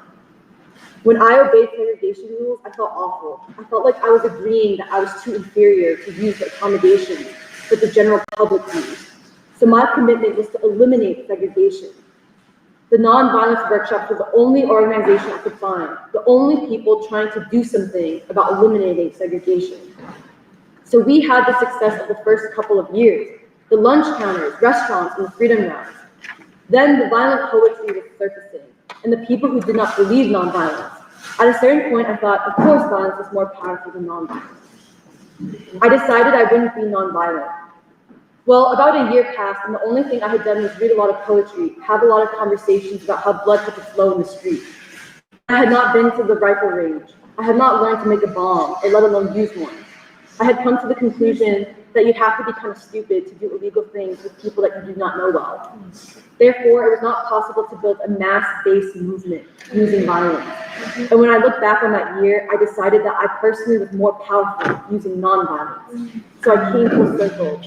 I moved from using it as a tactic to using it as a way of life, because it makes sense in so many ways. Usually when people are carrying out violent movements, they're really trying to achieve something good. They're trying to achieve a better world. And you don't do that by harming people. If you kill somebody's friend, brother, or child, or father, or mother, it's not going to create good feelings and brotherhood and sister and harmony. And she also talks a lot about the significance of James Lawson, because when she was at Fisk at Nashville, there was a whole cadre of young people who were at the different schools. They were all HBCUs. And you may ask, like, oh, why is it that you had the C.T. Vivians, the Bevels, the Bernard Lafayettes, the Lewises, Diane Nashes, all from one blip in time? It was like 2 years, 3 years, a blip in time in one location. And it's not coincidental, and it's not even just divine. The divine part that Diane Nash says is that the divine part was that we were lucky that at the same time we were there, Reverend James Lawson, who had gone to India and studied Gandhi, and who went to jail because he was a conscientious objector of the Korean War. He happened to be in Nashville. He had just been kicked out from Vanderbilt Divinity School for objecting the Korean War. And he was doing nonviolence workshops to desegregate Nashville. And she even says, someone asked her, like, where does your commitment and conviction come from? And she says, rather than being like, oh, it's because I, blah, blah, blah, she said, well, in Nashville, we were fortunate because Reverend James Lawson, who had been to India and studied Gandhi's movement firsthand, was there and educated us in nonviolence. And we really took it seriously, trying to create a beloved community. The commitment necessary to displace that social system, I love the way she said social system, that had been in place about 100 years at the time. It was tough, and we knew it. We knew that when it started. And so the commitment was that there's only one outcome, and that is the end of segregation. And we'll do what we have to do in order to achieve that. And she says, And actually she says after she and Bevel divorced and she left Mississippi and went back to Chicago because she had 2 young children. So I think she was trying to move back closer to her family to help like handle taking care of her, raising her children. She actually said, she's like, one of the most difficult things for me making the transition to the North from being the South is that in Nashville, the Central Committee was approximately 30 students and 2 ministers. And part of our nonviolent training was that if one person is getting severely beaten, a way that you can try to protect them is putting your body between them and harm, especially if there's more than one person, but even if it's just one person. It was an extremely unique experience to be part of about 30 people that you loved enough to put your body between them and harm, and to have every confidence that they would put their body between your body and harm. And that was the relationship that existed in Nashville, in the Central Committee. And these were the people giving guidance to the Synod movement there. And she's talking about a moral character that comes from ideological clarity of nonviolence. And she compares it to Chicago, where Chicago had not yet picked up this nonviolent struggle and the way human beings are transformed and conviction and commitment is imbued. She says, like I'll paraphrase it, I know I'm talking a lot, but when she came to Chicago, she was working, she worked for a tenant rights organization because housing was a big issue, same with King was concentrated on housing. It was horrible. Like people were living and paying money for conditions that didn't even have running water.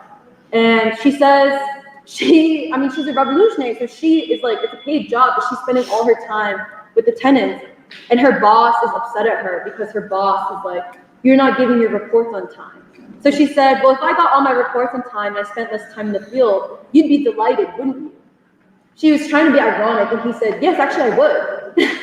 And she was upset because she was like, here he's saying, my boss is saying he would be delighted if I spent less time in the field. But she's like, this is her love for the people. She says, but here I am working with tenants in Chicago where the winters are vicious, working with people who have no heat. A woman who had a baby, and when she came home from the hospital with the baby, she couldn't stay in her apartment because she was afraid the rats would eat the baby. And the apartment upstairs is vacant, and someone came in to steal the pipes from the sink, but they hadn't bothered to cap the pipes. The lady below was walking in a couple inches deep in winter. And she's talking about how the urban North had yet still needed that struggle, and the difference between the movement that was developed through nonviolence in the South and how it had not yet been carried forward in the North. Okay, so that was a lot of quotes, but ultimately I want to make the point that I think Diane Nash's life and her loyalty in particular to nonviolence as a revolutionary theory that comes from the East, from India, from a darker people, and then takes organic root in the African American people on behalf of civilization for all Americans for the future. That is what's so significant about Diane Nash for us in thinking about what our task is, and our task when we say the ideological struggle, the struggle of ideas, the right vision, why that's so important for today. Especially if people are going to be prepared not just to seize power, but to be able to govern and be trusted to govern. And Diane Nash actually says this a lot. She says, I think the civil rights movement was a revolution. And she says, King was so important, but the mistake is that people want to just assume one man was the whole movement. When she was like, people don't take it seriously enough that this was a people's movement. And she always says that. She's like, it's a people's movement, people's movement, people's movement. A self-directed movement of individuals who, like Baldwin said, because of King, the revolutionary imperative, the moral imperative became embedded in the individual person's heart. And so every person could take up responsibility and become a revolutionary. And Diane Nash said when she was asked about how would you speak about today, she says, quote, it is a huge mistake to expect elected officials to do what is necessary in this country. And she says, quote, a liberation struggle's task is not to summon masses to follow one person, to follow someone who's come into their own spirituality. It's to call on each individual to establish contact with that spiritual power within himself. This is the essence of what a liberation struggle is all about. So yeah, that's what we wanted to help fill in, especially what you started, Daco, this is the question Jeremiah asks a lot. What time of the clock are we at? And what is our role as citizens of a country that has not yet been born to bring about that country? What is our role? And that it's civilizational has much more in common with China and the world's people, their movement, rather than our own government and how we're hungry they are. So yeah, that's what we had.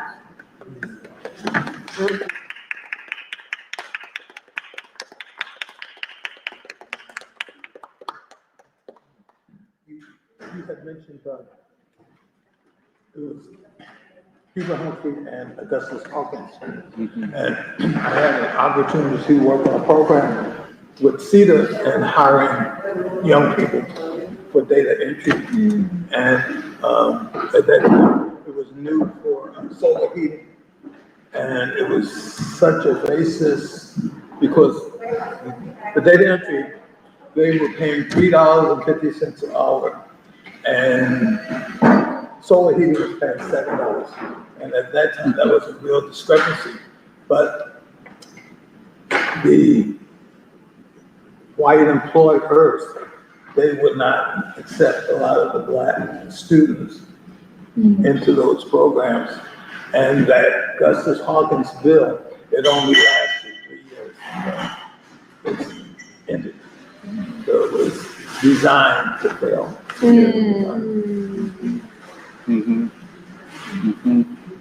you brought back some painful memories because we worked so hard to have equality for young students to have some kind of future, and it only lasted 3 years. It was designed to fail. Good, Fatu. I had two major things to comment on. One is first commend to scholars for waking me up to the importance of not forgetting the tradition of the matriarch, the Afro-American, and there's another thing, a matriarch who dealt with the problems here. Number two, the importance the legacy of the free school of making us keep our eyes on the prize. And the prize is, don't get caught up in these, what you call it, the frivolous battles that you find in academia, in politics, like Tony talking about this clown-like podcast. But see, when you read something like Coretta Scott King, what impressed me about her, I know, when Mark was alive, she'd go off on the side, and you think, yeah, she's just a nice little church girl. But once he passed away, she didn't just suddenly become powerful. It was there, and she wasn't worried, oh, you want to kill me like you did my husband? That to me is amazing. And when I found out she was a music major, first sang opera, but look what she did, Mommy Robinson. In spite of the Europeanization, she appropriated, okay, I like to sing a couple opera tunes, but I'm not going to become a white prima donna, So, what you reminded me of, like I said, the two main things, I think, how do you prepare people for the future? Scholars, not like I said, when I say forget academia, all of you are acting like I thought when I came back down. Okay, a graduate seminar, but it's not so much a graduate seminar. It's a seminar where you address major issues and you don't get caught up in frivolity. And the knowledge of other traditions and movements. Like I did a lot of reading on China and India myself, and when I try to bring things up, people say, "Oh, what does that have to do with me?" Particularly what caught me when Gandhi burned all the clothes. I said, "Wait a minute, let me figure out what's going on here." First you see him in the suit and the tie, next he's there. Hooray, burn it all. I don't care, $300 suit. Then the issue, when I read the history of China and I knew that late 19th century, there was this attempt to Christianize them. And then it seems like once that movement came in, they said, well, wait a minute, we're not gonna let you ruin us with your version of Christianity. That's what I noticed. And then another thing, you know, when I come up and people kept talking about, yeah, communism versus modern civilization, democracy. And I said, well, if you want everybody to eat, why isn't the modern democracy making sure everybody eats? So I always had a conflict with that. Tony always reminded me, you know, when you're looking at communism, socialism, this, you have to really look at the main issue is the so-called, and look beyond democracy. Okay, you got this fake democracy, which is actually colonial imperialism, white imperialism under disguise. And then when you look at communism, Tony always said, look at that word community. It's the collective. And then you didn't have to just look at Russia, you could look right here. You know, so I just want to make a comment what the preschool has done for me since I've been back. The enlightenment. I mean, I followed it, but to hear it in real time, I'm totally impressed. I have no words for it. Do you have something to say? Speak up a little bit. Do you have something to say? Oh, well, I always do, you know, don't ask me to talk. But, you know, listening to you all, I'm sitting next to Purba and of course, you know, Sambarto. And I know it must, you know, bring some pride in them to realize that the leader of their independence movement had such a profound impact upon the African American people. And, you know, in a lot of ways, I was just thinking, because although I'm not looking at her, I'm feeling her presence. And, you know, of course, we talk all the time.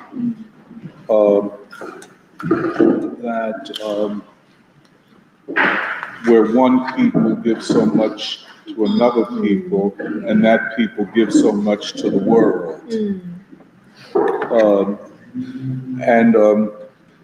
You know, you wonder why more scholarship and thinking is not devoted to Gandhi in the United States. Because, and I'm certain Fatih and John and Betsy, Birdie will agree with me about this, that it was almost seamlessly, Gandhi's ideas seamlessly became a part of Black theology, or Black Christianity. And it was not external, it became an organic part. But, you know, I agree with Fatih about this, the powerful role of Black women in the civil rights movement. And it is a manifestation of what Du Bois called the ancient matriarchy. And it seems that whether we wanted to or not, we could not abandon the ancient matriarchy, so much so that our marital traditions and customs, because, you know, I know it's often used against us to put us down, and, you know, David Brooks has this essay in the New York Times where he invokes Nathan Glazer and Patrick Moynihan and a couple of other of these neoconservatives who, not the civil rights legislation had barely been signed, and suddenly you get these academics and ideologues trying to find ways to discredit that great movement with the claim that the civil rights movement was covering up the inherent cultural depravity of Black folk. They would not use depravity, but that's what they were saying. And so, just like you said, forgive me, I'm just trying to fill in something. When the civil rights movement came north, then it became an opportunity for these trifling so-called sociologists like Moynihan, like Glaser, to then talk about the cities and why inequality existed in cities. And they said, well, if you take New York, you have this multi-ethnic landscape, but why are Black people always at the bottom? And like Nathan Glaser and who's the other one? Moynihan? No, not Moynihan, the other Jewish one. They would, and this is when the Jewish question, impacts into the Black question, where they said, look, we came from Russia. Our parents came from Russia. They were poor. They didn't have much. But look at what we have done. And you all have been here all this time, and look at what you all haven't done. Can you imagine,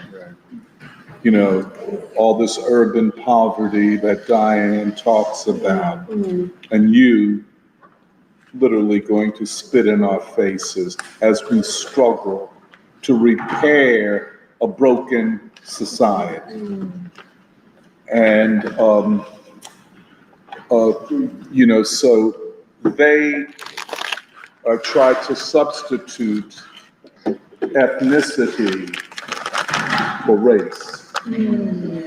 This was the first move made in this intellectual battle, that it was not race or Jim Crow or the defeat of Reconstruction or Plessy v. Ferguson or any of this, to understand why other ethnic groups, Irish, Italian, Jews, had achieved and Black people hadn't. You had to study each ethnic group and its culture and values. And when you did that, you see that Black people are inferior, okay?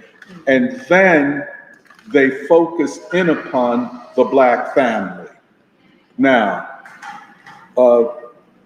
it is normal for Black people to accept multiple family forms and structures. By family, I'm not talking about anything in a romantic way. I'm talking about, or when we talk about marriage, and here again, I'm not talking about going to City Hall, getting a marriage license. I'm talking about the joining of people together to have children and to raise them. That's all it is. That's generically what it is. I mean, if you want the state to get involved in saying, oh, you're legitimate because you signed a well, you can do that. That's on you. But I mean, not doing it does not take away from the function of family. And for that matter, you have to deal with over 250 years when marriage and families were illegal. They were illegal. And rape was legal. Rape was legal. And so you get these, I mean, it just gets a little, who are these? Now you gonna come, just got here from Russia, and suddenly you know it all, and you gonna tell what's wrong with Black people and how the American system provides opportunity for everyone who wishes to access it. And so then you say, well, Black people are culturally pathological. They use that language, right. The language of pathology. By the way, let us not lose sight of any of this history of ideas. We must know it. Wait a minute. This history of ideas. And so, marriage is illegal, rape is legal. But in your, quote, sociology of the city, you don't mention any of that. So then, by the way, I was talking about the family, the Black family. Now, E. Franklin Frazier, who they Moynihan appropriates E. Franklin Frazier on one point. E. Franklin Frazier said that the black family is not the same as the white family in American history. And he does a great ethnographic job of interviewing black people, black women in particular. And he says that if we are to achieve, we must assimilate. E. Franklin Frazier is an assimilationist theorist, different than Du Bois. Du Bois did not believe in giving up our culture, etc. You know, as you know about Du Bois. But E. Franklin Frazier adopted a liberal assimilationist point of view. And all the good that his work does, that politics undermined it. I just want to say this, it was Du Bois who did the first studies of black family life and of black women. And in particular, in The Souls of Black Folk, in the chapter entitled Of the Faith of the Fathers, he talked about the three major marital systems in history, and all three existed to one or another degree among black people. Monogamy, which is usually male-centered monogamy, male-centered polygamy, you know, monogamy, one woman, one man, and the children, lineage is traced through the father. You know what I'm saying? That's where you get the kids take the name of the father, the wife takes the name of the father. That's kind of I don't know that it ever existed in that way outside of Europe and feudalism and such. The next form is male-centered polygamy. Now, the male-centeredness in all black relationships cannot be taken as the male dominant, because the male was not dominant ever because of enslavement. So, you know, but then there was, you know, a kind of polygamy, which kind of was male-centered, wasn't, but, you know, we have not fully studied it. And the third form, which is probably under slavery the strongest form, and that is polyandry. I'm not talking about polyamory, polyandry, where the children are traced through their mother. I believe that was the strongest form under slavery and remains present in the lives of the black community. Go to any church. It is not a cultural or moral deficit for a mother to have children by more than one man, and their lineage, their genealogy is traced through the mother. That is very strong among black people, you know, and thus you get these Catholic and Jewish, well, immigrants who make a big thing, because the Catholic Church beat the Irish into line. I mean, physically. They didn't, you know, you see a Catholic church, right next door is a Catholic school, and those nuns and priests whooped that behind. Sure did. They did. And because there was alcoholism and so on. But, and they shamed them to the extent that if an Irish girl got pregnant, they had to get married. Yeah. We don't feel that kind of and never did, I don't think. Some would, some didn't, you know. But I think the culture of polyandrous genealogy. So then you get, God, I don't want to curse in here because Madre is around. Madre, I don't want to curse, but I'm on the verge. But, you know, it is so egregious. Our marital forms evolved out of the conditions of our lives.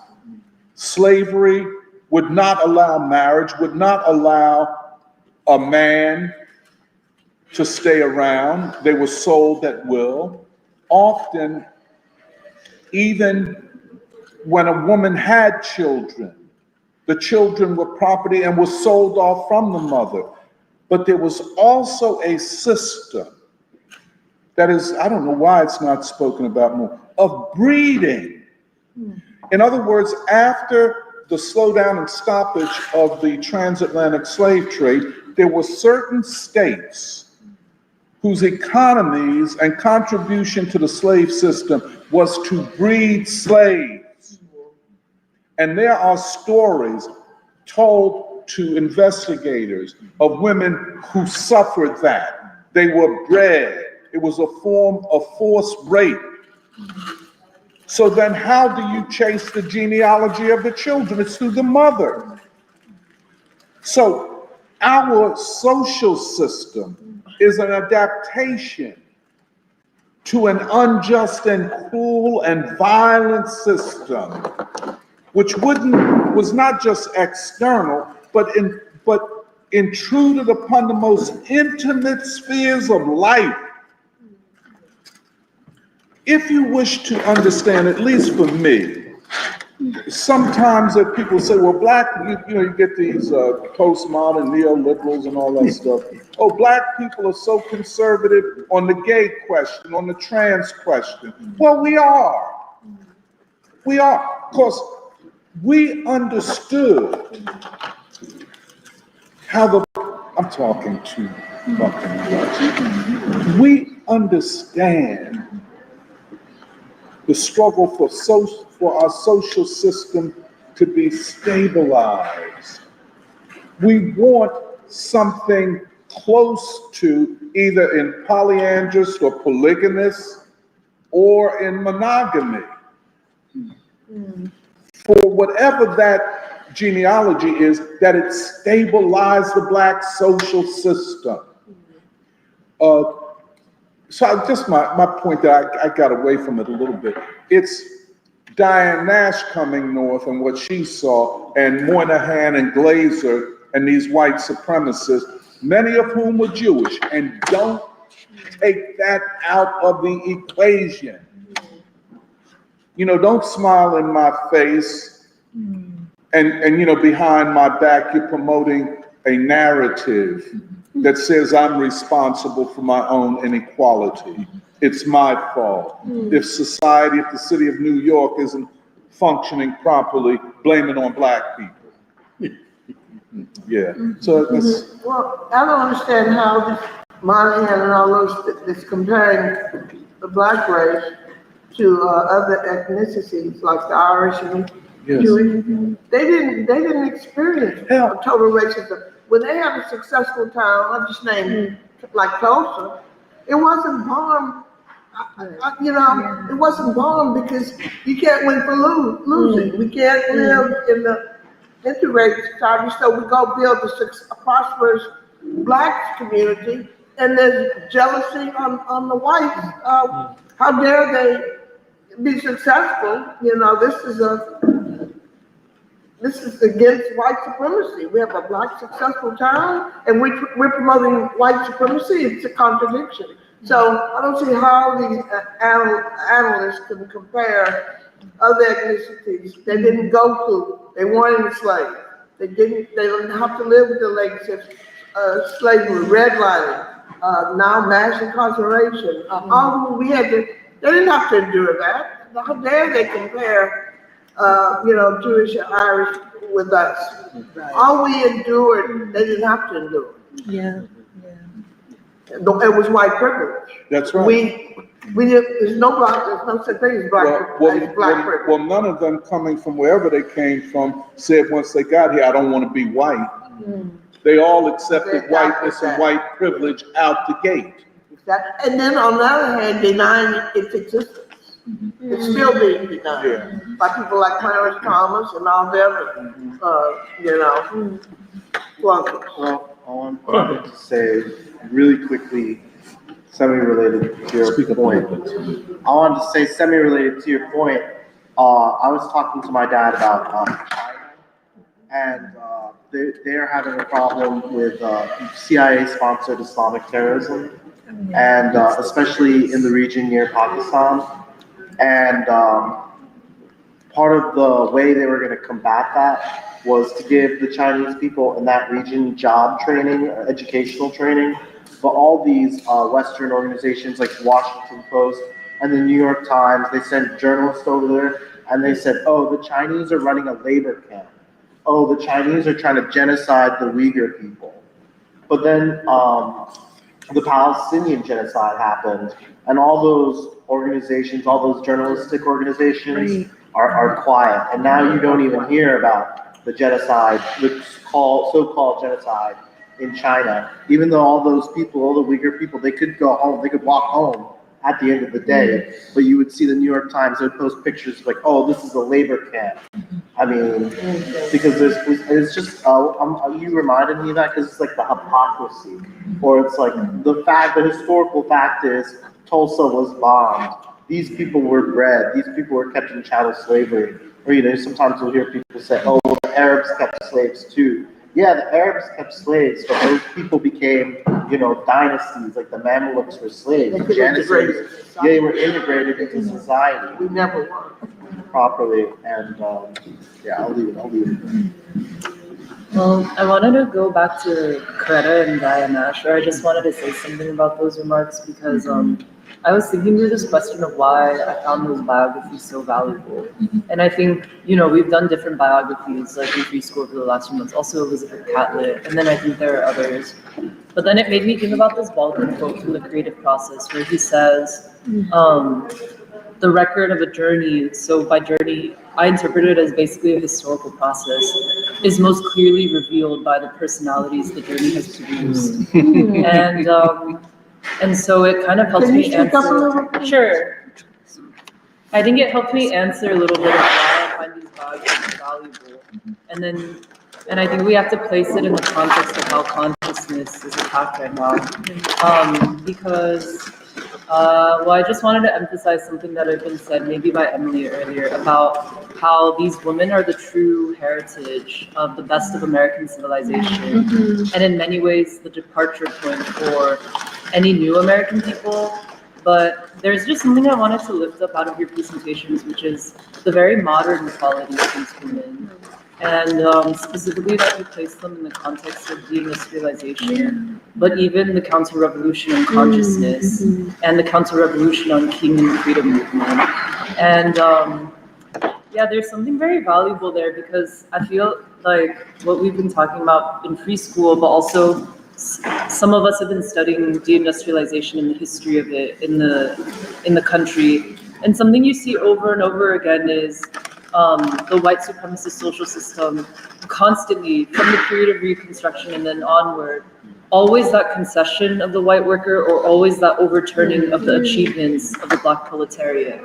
And in some ways I was thinking about how it's the Black proletarian consciousness or even its expression like music, that in some ways is a special bulwark or a special sword that cannot be undone. And I think that's what makes so valuable a genuine study, or even just placing that stake of someone like Coretta King, who I think lived until like 2006 or something, right? Or Diane Nash, who is still alive, and is an example of how a human being evolves in struggle against the current stage of white supremacy. It was just that quality of them being so modern was really remarkable. But yeah, I think I just wanted to begin with some of that.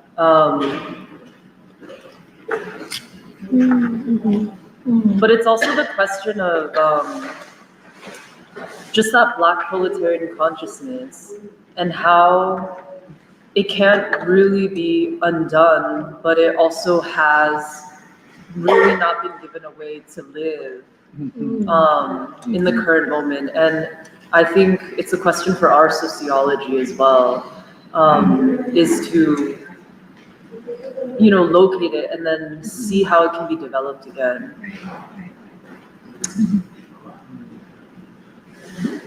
Yeah, just want to add something to this notion of the power of the matriarch. Something I'm starting to remember, and Tony and I probably have the same memory. you know, the matriarch, like when you talk about slavery and even post-slavery, and even today, sometimes notice, a lot of black women will give their sons the surname, and they're not ashamed, meaning that the tendency is not to buy into the white culture idea of illegitimacy. That's my son. You know, whether the matriarch as the initial educator, the nurturer, the storyteller. A lot of family history was told to the grandchildren, put the child on the lap, and then not so much the patriarch. So not saying that the men didn't contribute, but the power and the strength of the matriarch women. I think about my family, one of the women that held everything together. The banker, manage the bills, decorate the house, the homework, the tutor. I mean, the list goes on to the point that you run out. Making sure you get up in the morning, you make sure you're in bed at night, make sure you put things, and work. You know, economy. So, and I use that word, the power of the matriarch. And of course, Moynihan and Fraser saw this as weakness, as a social deficit, the matriarch. And I think Moynihan, if not Glaser, both insist that what is holding the black community back is this power of women. They say it. That's a lack of understanding of the cultural history. Well, yes, it is that, but it is also ill intent. Oh, You know, don't understand, don't want to understand, and even if you did understand, you wouldn't appreciate what it represents in terms of the evolution of black people. By the way, what Du Bois calls the African mother idea.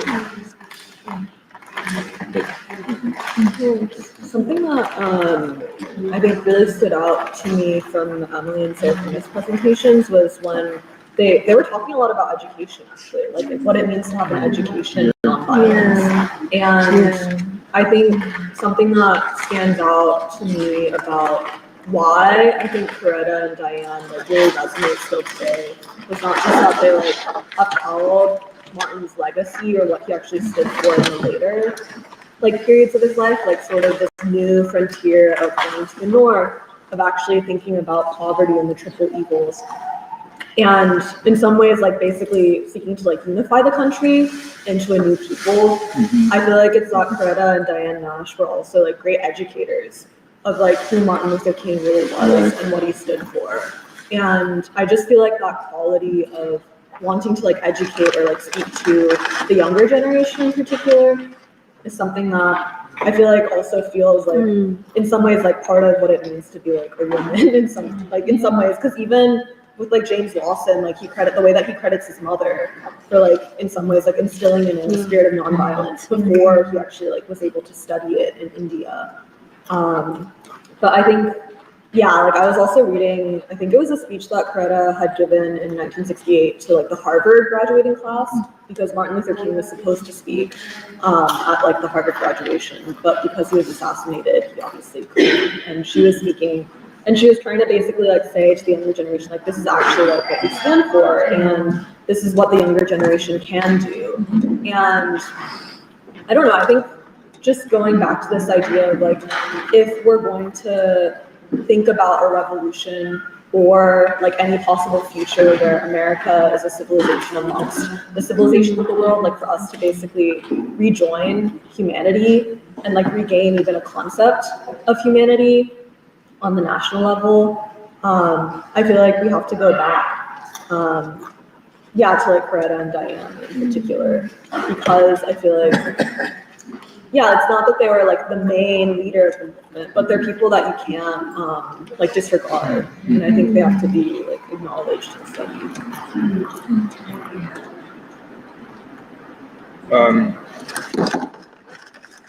I wanted to say that I really appreciate Serafina for framing this discussion and Emily's contextualization of Coretta and Diane as revolutionary figures of the Black freedom movement. I think I was really moved by Serafina because she started with Take Me to the Water, brought back a lot for me, and how Baldwin probably met King twice in his life, and maybe twice or thrice. But the impact that his death had on him, I could really feel, because I think he was feeling the disappointment of an entire people, like millions of people. And I think that when I read that part of Take Me to the Water for the first time, I was admittedly very confused as to why he was having this reaction. And it actually took like reading King to get why Baldwin had that kind of a reaction. I think Baldwin called King's death an apocalypse. He called King's death the second apocalypse, actually, after Malcolm's death. And he was drawing from the book of Revelations when he called it an apocalypse, like the end of something. But I think that with today's discussion, I can say that Coretta and Diane as figures managed to keep King alive in people for a really long time, and that is also our project till today. And I remember that after the Montgomery bus boycotts, after the March on Washington in 1963, James Baldwin was interviewed, and he was asked about the philosophy of nonviolence and whether he believed in it. And I remember this, and I was thinking about it a lot last week when Emily and Jeremiah gave their presentations. And I remember Baldwin saying that people by nature are not nonviolent. That is not to say that by nature they're violent, but he said that people by nature are not nonviolent. It takes a certain amount of discipline and courage and strength to adopt nonviolence in the face of atrocities and injustice and cruelty.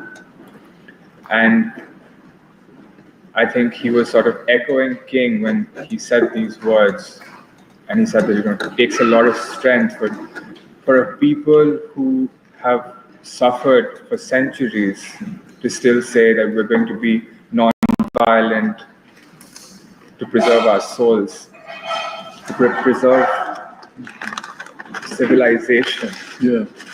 And I think in that same speech, he was talking about how violence is really celebrated among white people.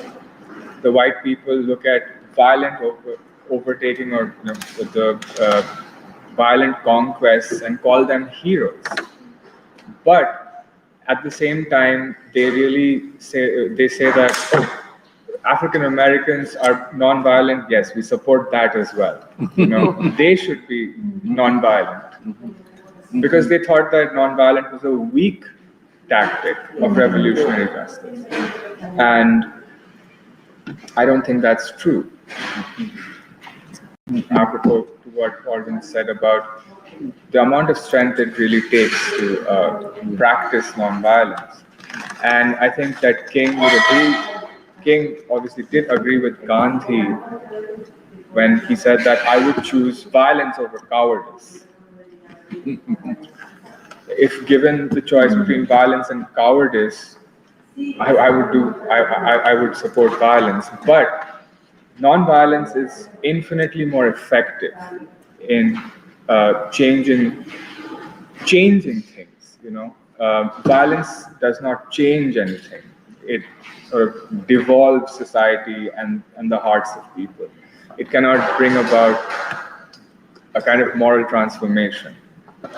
And I think that in the lives of Coretta and Diane, like the thing that you brought up where Diane Nash said, we are ready to die. Does that in any way indicate that they were cowards or they were unprepared to give something of themselves, that they were not aware of the cost of what this might mean? And so, yeah, I really appreciate this conversation. Thank you. I wanted to say something to what you said about violence and social change. And it reminded me of something that Danny said in preschool a long time back, which was that at the end of the Enlightenment and the French Revolution, you could change a government by executing people, and many people still do try to change the government by executing people.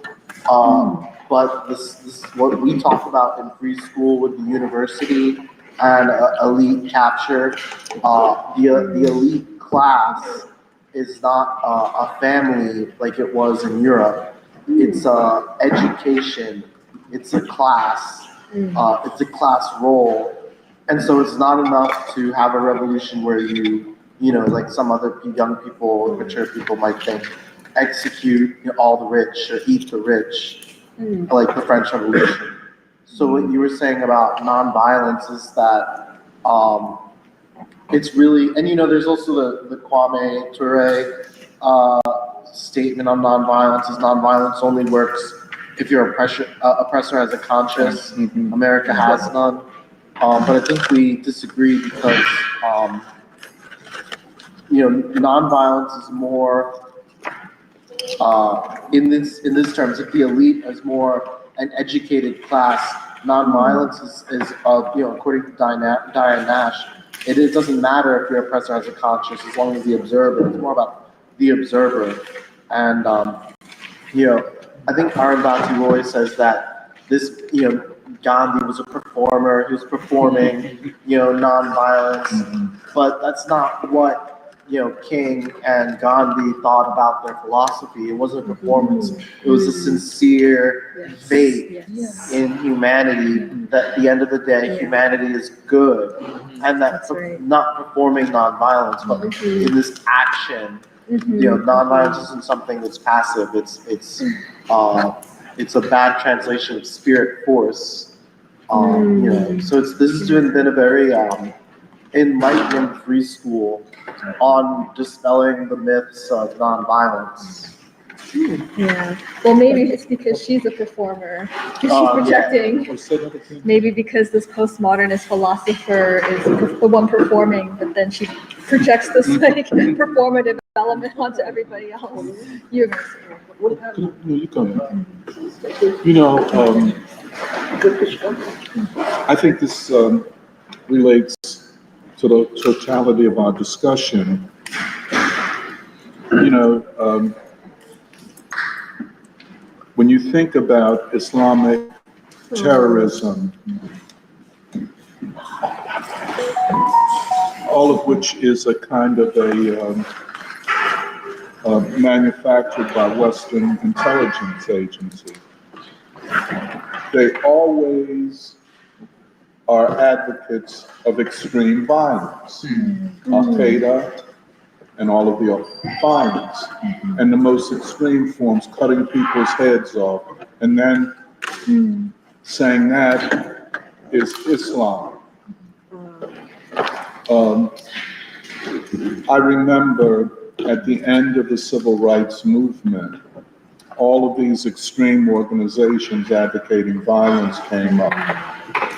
For example, there was one out in Northern California called the Symbionese Liberation Army.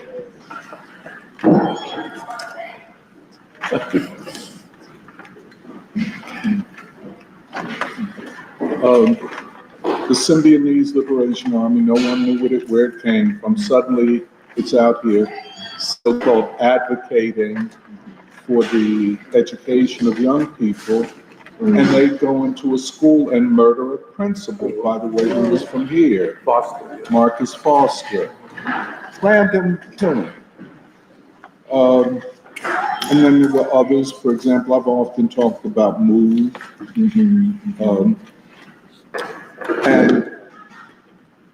And it was all a part of, like on the international level, these outlaws that called themselves Islamic freedom fighters all advocated and used extreme violence.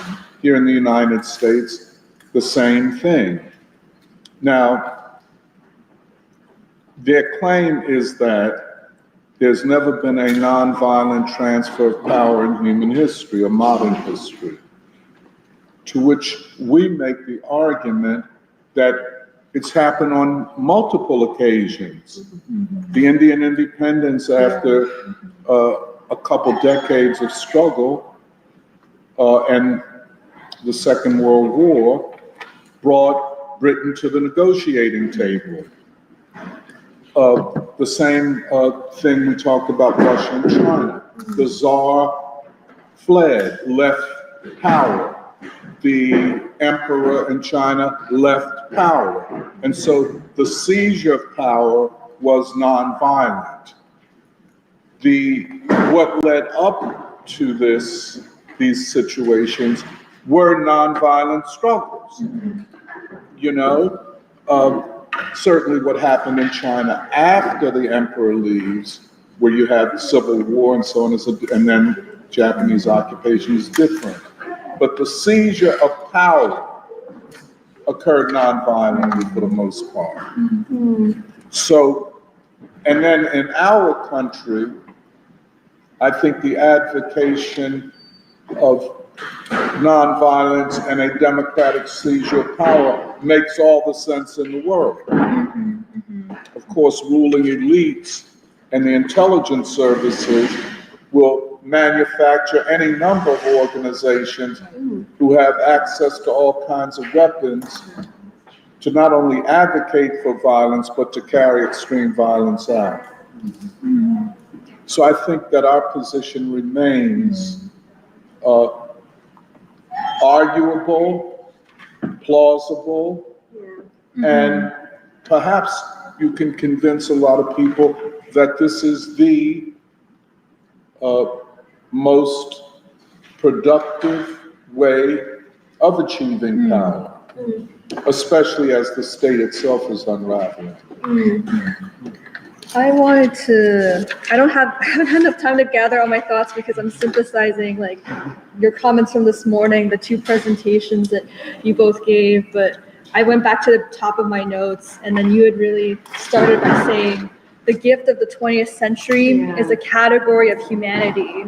And that was what was emphasized at the Shanghai Cooperation Organization meeting. But in some ways, I feels also like the connective thread also with what we're saying about what the great contribution of Coretta Scott King and Diane Nash, but also Martin King and also Baldwin and Lawson and all these figures. And I don't really have enough of I could kind of go through my notes and respond kind of bit by bit, but I feel like it was really, I think it was really inspiring to kind of return to the figures of, because we're, connecting our conversations around trying to clarify or illuminate what is specifically the democratic quality of the US revolutionary process.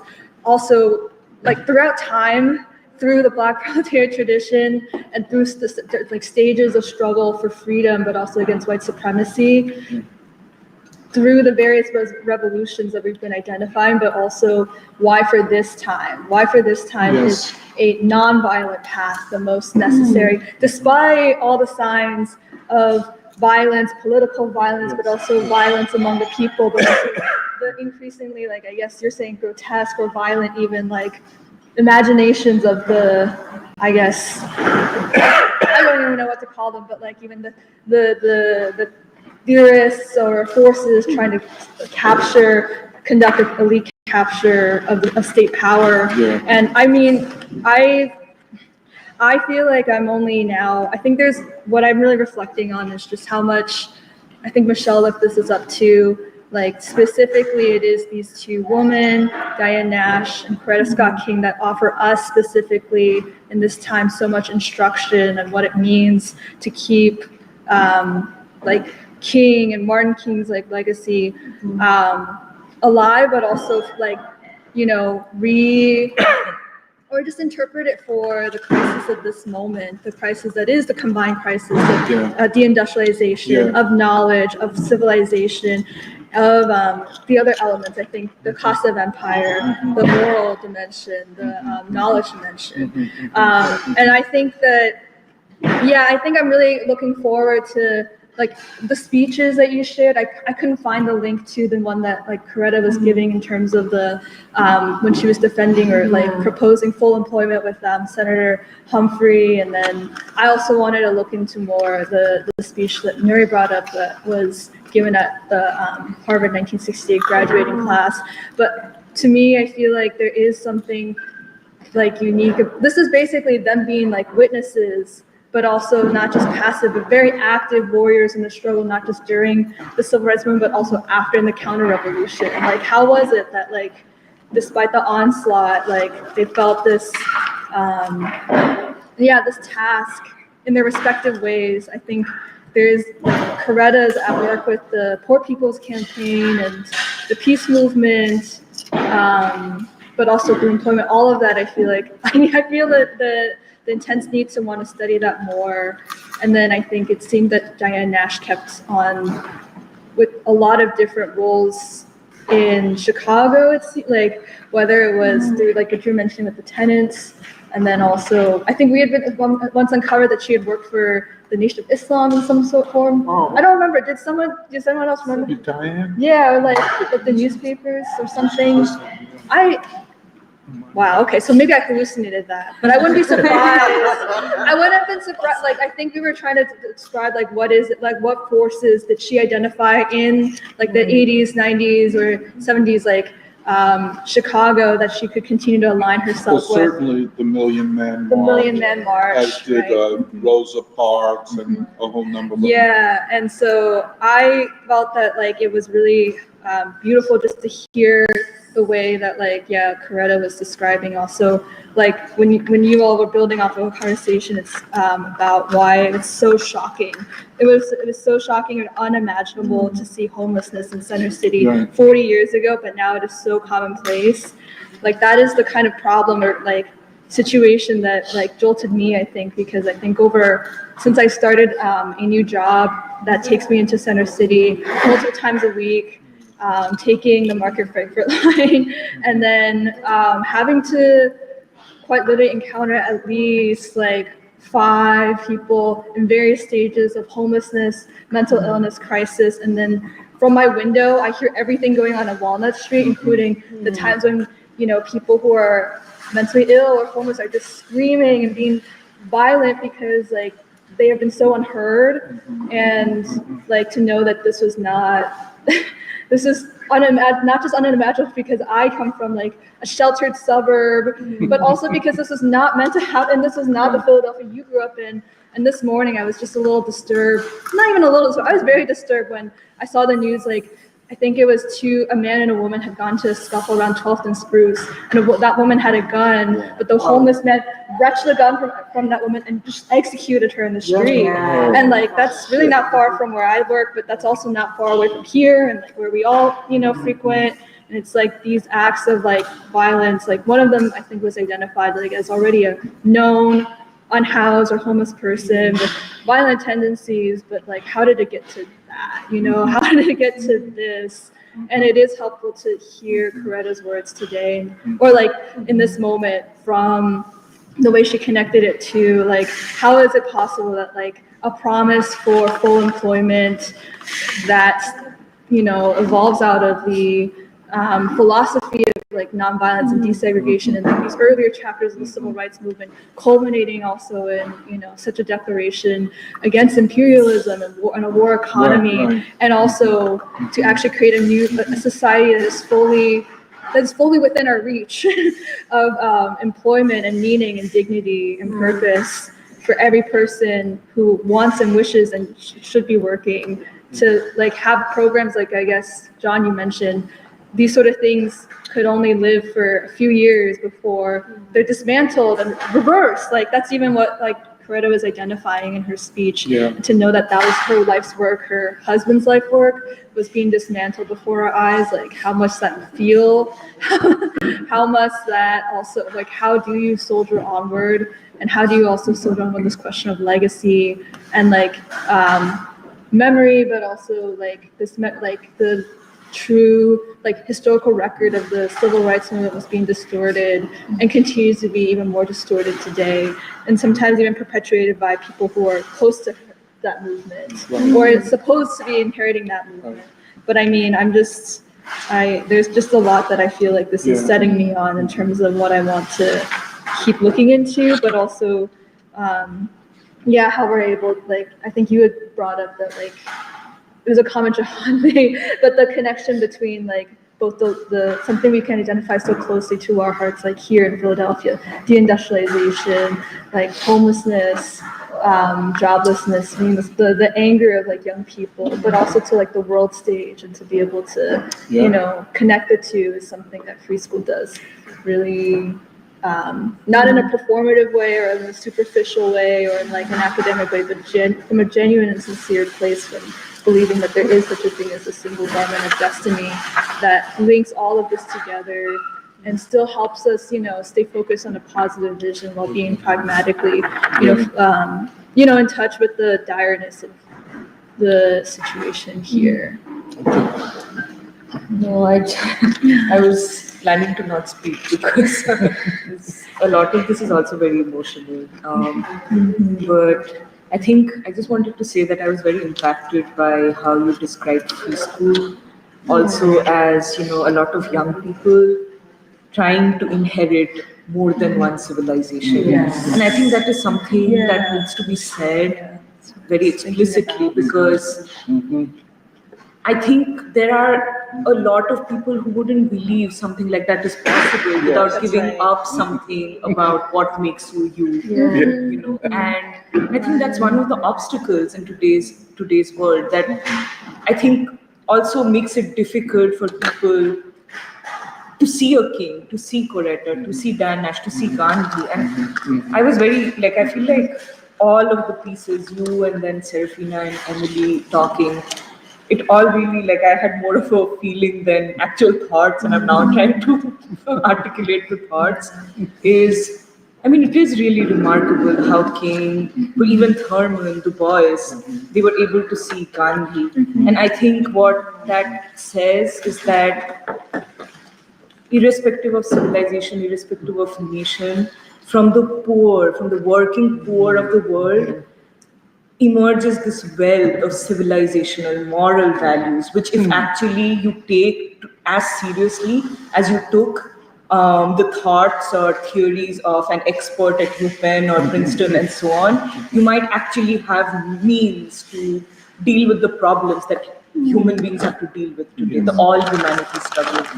And I think King and Du Bois and Thurman and all these people were able to see Gandhi because they were able to see the Indian poor and see something of value that came from them, because Gandhi got it from them. He was able to see it and he made it into a life, not just a political strategy, but a moral choice about what kind of human beings you're going to be and what kind of life you're going to lead.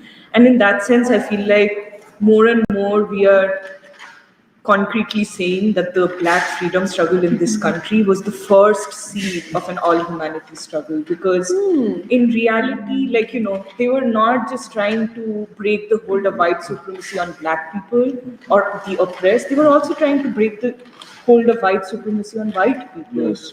And give an opportunity for white people to belong to the fold of all humanity, all of humanity. And the corollary of that, to say that the Black freedom struggle sows the seeds of the all humanity struggle, is to say that white supremacy is the principal obstacle to the all humanity struggle. I think they go hand in hand, because the opposite of the reaction that Thurman and King and Du Bois had to Gandhi was Churchill, who was like, why did Gandhi not die in the famines that killed 3 or 4 million?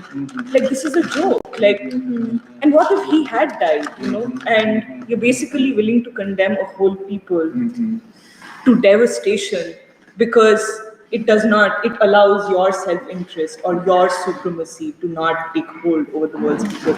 But I just wanted to say that white supremacy is the principal obstacle to the all-humanity struggle. And I think that's the lens in which you have to read some of what you were bringing up with David Brooks, but this basically default to whiteness, where the only option, so you see poverty, you cannot deny that there's poverty in the country, and the only ways that you find to try and deal with the question or even make a decision about what you're supposed to do is to say there are 2 options. Either you can throw money at the problem, and if you don't agree with that, you have to go in and save Black people from themselves, from their own culture, from their pathologies and so on. But never in trying to decide what could be your role in any of this, do you have the courage or the moral consistency to say that I am the problem. White people have historically been a problem in any oppressed community in this country to actually reach because it's not about you having to go in and either give them money or to teach them how to be cultured or whatever. You just have to let them live. You have to give them that fighting chance to live, and this is what the freedom struggle was trying to do. But you went in and you had to decapitate it, right? And then you have the audacity to then talk about, whether you should be giving money or you should be educating people. No, maybe just stop coming in the way. That would help. And I think this is like the whole country has become a manifestation of this tendency. It's like enshrined at the state, because that's how they're seeing something like the Shanghai Cooperation Summit also is just get out of the way. Just get out of the way and let the people of the world aspire to what they aspire to, strive towards what they aspire to. You don't have to go in and fix these problems. You are the problem. Anyway, it was difficult for me to say what I was thinking because I think it was more, but anyway. Actually, Coretta Scott King, I didn't know how to weave it into the presentation, but I didn't realize that she was such close friends with Indira Gandhi. She actually talks about it in her second autobiography, which I personally don't like as much as the first, but she actually says, this thing of like, I also was impacted by what Doc said. Actually, in some ways, I wish that we didn't present, that we just processed what you had said in the beginning, Doc, your presentation, because what you had raised about, that Kathy lifted up about, that the contribution of the 20th century is that of the principle of humanity. And that we're wrapped in a single garment of destiny. And that, and then plus free school is an example of how concretely impossible it is. Like, because in some ways, it's sometimes like Doc is always like, Emily, you're so Chinese. And I'm like, that's so funny because I sometimes don't even think of myself as Chinese anymore. Like most of the time I'm like, oh, I'm a mix of Indian and a mix of Black and a mix of like many different things. And it's because, I basically sometimes feel nationalistic about the Indian freedom struggle as much as I feel nationalistic about the Black freedom struggle. And as much as I feel nationalistic of America and becoming, like it's just, sometimes I'm just like, oh, I don't feel like the Chinese are even my people because I'm like, I genuinely just feel so, sometimes I feel like, sometimes because I love through free school, not just like my friends being Indian, but even the way we just know that Gandhi contributed something with his life and the way it even has been crystallized by the Black freedom struggle and King, I feel Indian. And it brings me to Coretta, where she said, she was like, one of my closest friends was Indira Gandhi. And she said we became friends when we met her. She was like, Coretta King went to India in the 1960s. And Indira, I think, she was young, and she was like, she was with her dad, Nehru. And they first met her, and Coretta was like, Indira was evidence of how progressive the Indian freedom struggle was. Because in India, here you had women who were these strong leaders who were like in parliament, or Indira Gandhi became the leader. And she said she went back to India to receive, after King's assassination, they gave King a Nehru Award. And Indira gave King, after his assassination, the Nehru Award, like the largest honor. And so Coretta went back to India, and Coretta was like, it didn't feel like I was going to a foreign country. It just felt like I was coming home. Say that, I didn't feel like what? I didn't feel like I was going to a foreign country. It felt like I was coming home. Oh, yeah. And she was like, Indira and I could talk about the pressures of being women in leadership and being revolutionary women. And she was like, I could trust Indira with my life. And Indira told her a lot of secrets also about what she faced in India. And actually, Coretta said in her book, she said, Indira told me that she feared that one day she'd be assassinated soon. Like Indira was like, I think they're coming after me. And then Coretta said, when they assassinated Indira, Coretta was like, my heart broke because she had warned me about it. So yeah, just our friendship, like two sisters across the world who had everything in common through this shared struggle for humanity. And that really moved me. Yeah, that really surprisingly moved me here. I didn't know they were friends, it's strangers. Yeah, I know they're really close friends. You know, this is, I know during the parade, Kathy and I were not texting, but Facebook messaging back and forth, and just, observations. And I'm always interested in how you all respond to events and things, because sometimes, in spite of yourselves, there is a civilizational way that you all are looking at things. And I think for me, it's a very valuable epistemological question. And it helps me to understand not only you all, but the future.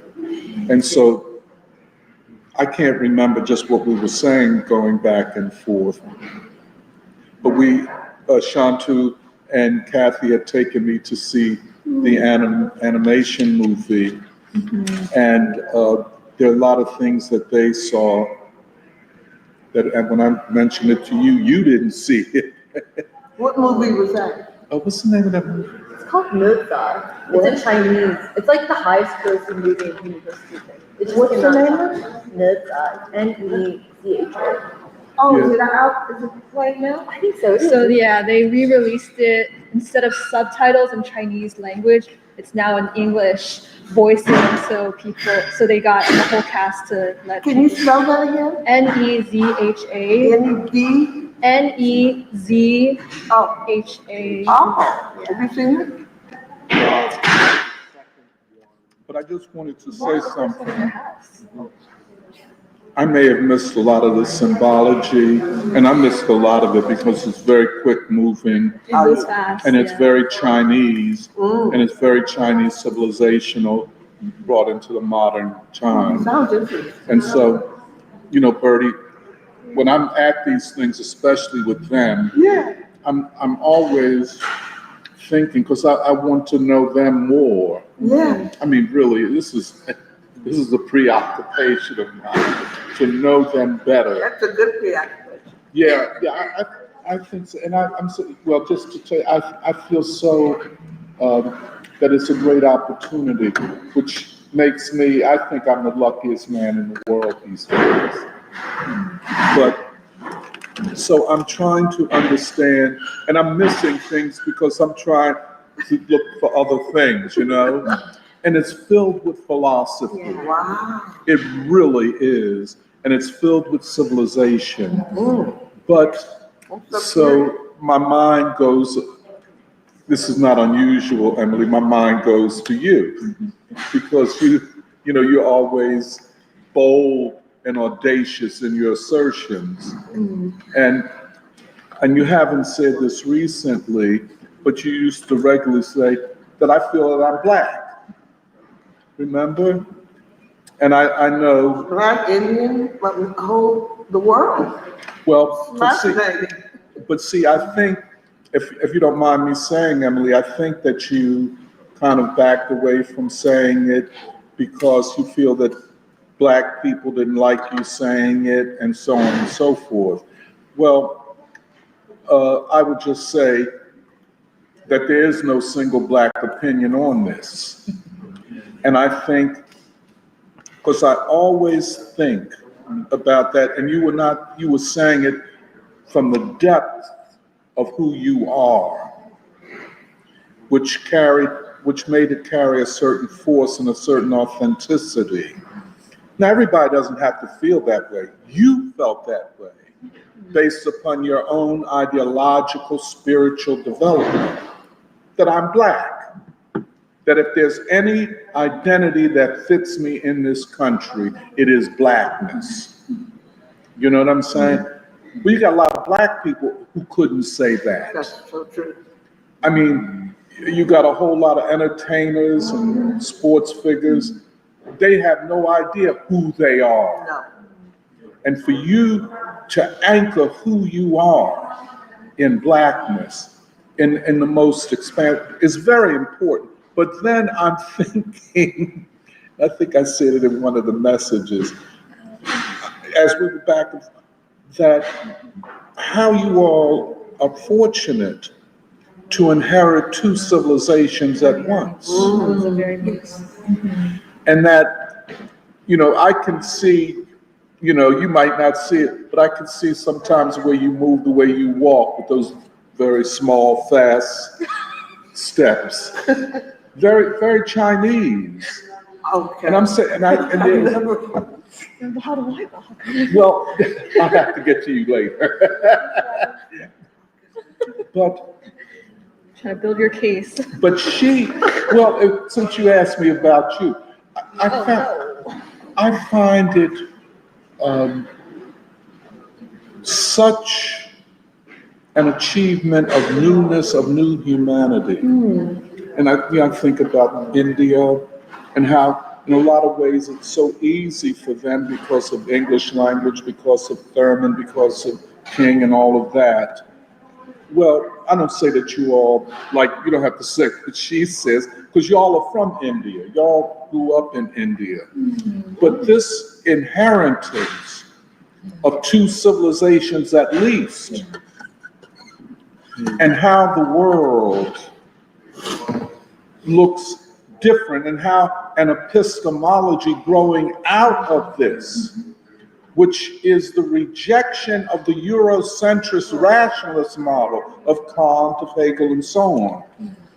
This is very important. And even myself, I sometimes, this is crazy, because I'm around Alice a lot, and when she's talking to her father or mother on the phone, they're always talking Chinese.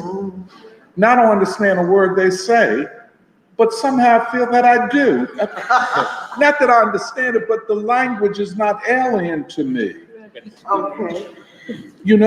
And Bertie, they've introduced me to their parents. And Have you ever thought about studying Chinese? Pardon me? Have you ever thought about studying the language? Well, I would love to study it with them, but she speaks Shanghai Chinese. That's not necessarily true. There's There's only one Chinese. No. You told me there was a dialect. There are dialects. I don't speak them. Okay, sorry. I'm not very. I didn't mean to misrepresent you. It's okay. It's Alice that's the multi-dialect one. Oh, Alice is multi-dialect. Okay, but it's so interesting to be around people in this kind of situation. Now they speak Hindi and Bengali. You know what I'm saying? It's so, but here we are looking at, and this is why, Bertie, a lot of people will come and not understand what's going on and begin to talk and don't even know what the situation is, but it is a difficult one given the constraints of American discourse, where you're either black or white. Yes. Well, aren't there other options in the world? Okay, let's say I'm not black and I'm not, let's say I'm black and not white. Well, what about if I choose to adopt as many African-American musicians like Alice Coltrane? Suppose I become a Hindu. You know what I'm saying? And therefore am connected civilizationally to them from India. So I'm black and Hindu. You know what I'm saying? But in this country, and I'm going to shut my mouth. No. What I learned from them, and us being together for these last 5 years. 5 years? Yeah, oh, it's more than that actually, because we're together all the time. Yeah. 15 years? Yeah. Is this the free school? You mentioned free school. I'm Yeah, not this sure. Yeah, this is the free school. I don't even know. You've arrived. Oh, Are you here? Because I'm gonna be honest. I've always admired the Indian culture and the Chinese culture, but just throughout me walking around and Chinese people, they usually are not friendly to me. No, And no, they're not. I'm so glad to be able to talk. No, Birdie. And it's not like, I don't feel racism, I just feel like, I don't know, is it fear of the black No, culture? I don't know no, what it is. no. But It ain't got, there is a distance. it ain't got nothing to do with you. No, I don't take it personally. No, when you meet Alice just got back from China. She just, went over there. Alice, you ain't met Alice yet. Emily and your name is Kathy. Okay. That's Kathy. Alice is forever angry at Chinese people in America. She's very angry. And she's angry at them for the way they treat black people. You know what I'm saying? Now, Emily will say, she hasn't said it to me recently, she'll say, my parents didn't teach me how to deal with race and the color line. I said, but Emily, who was going to teach them? Yeah, it's true. And they so, first generation? Yeah. So, but I just say all of that to say, I think we are seeing the unfolding or the emergence of new kind of people. And, like I'm listening to Purba, and, she says she didn't want to say anything at first. And I kind of understand her because, it's very emotional. Because she will say that I did not understand Gandhi till I came to this country and understood King. She'll say, So Gandhi, did you go to the Indian school? Yeah, but Gandhi wasn't taught?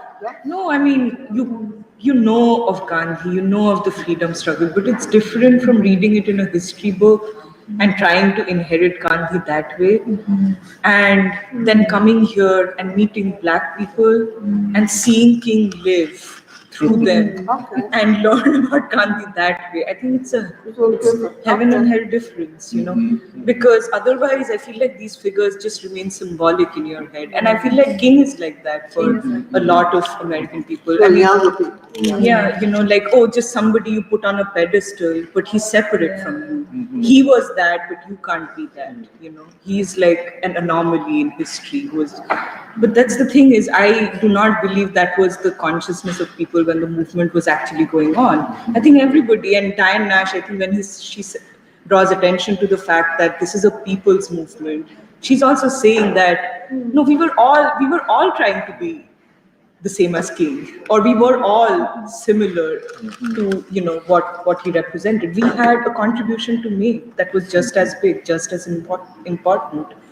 And I don't know. I mean, I definitely did not feel similarly about the freedom struggle or what it meant for me, like what it made possible for my own life before I came to this country. Well, first of all, because in India, you don't understand the white world. And you don't understand the white world, right? Because you don't have to constantly, on a day-to-day basis, interact with it. So you can have some abstract idea of it, but what it means to live in a society that's so separated by the color line, where literally the biggest decision anybody makes in their life in this country is what side of the color line you put yourself. Right. That's the biggest, the most defining feature of what gives your life and your personality character is where you situate yourself with respect to the color line. None of this, I don't think it would have been clear to me without coming here.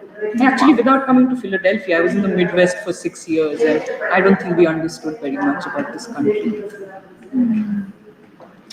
But I just one other last thing, where Coretta talked about King being stabbed in the back, betrayed. Yeah.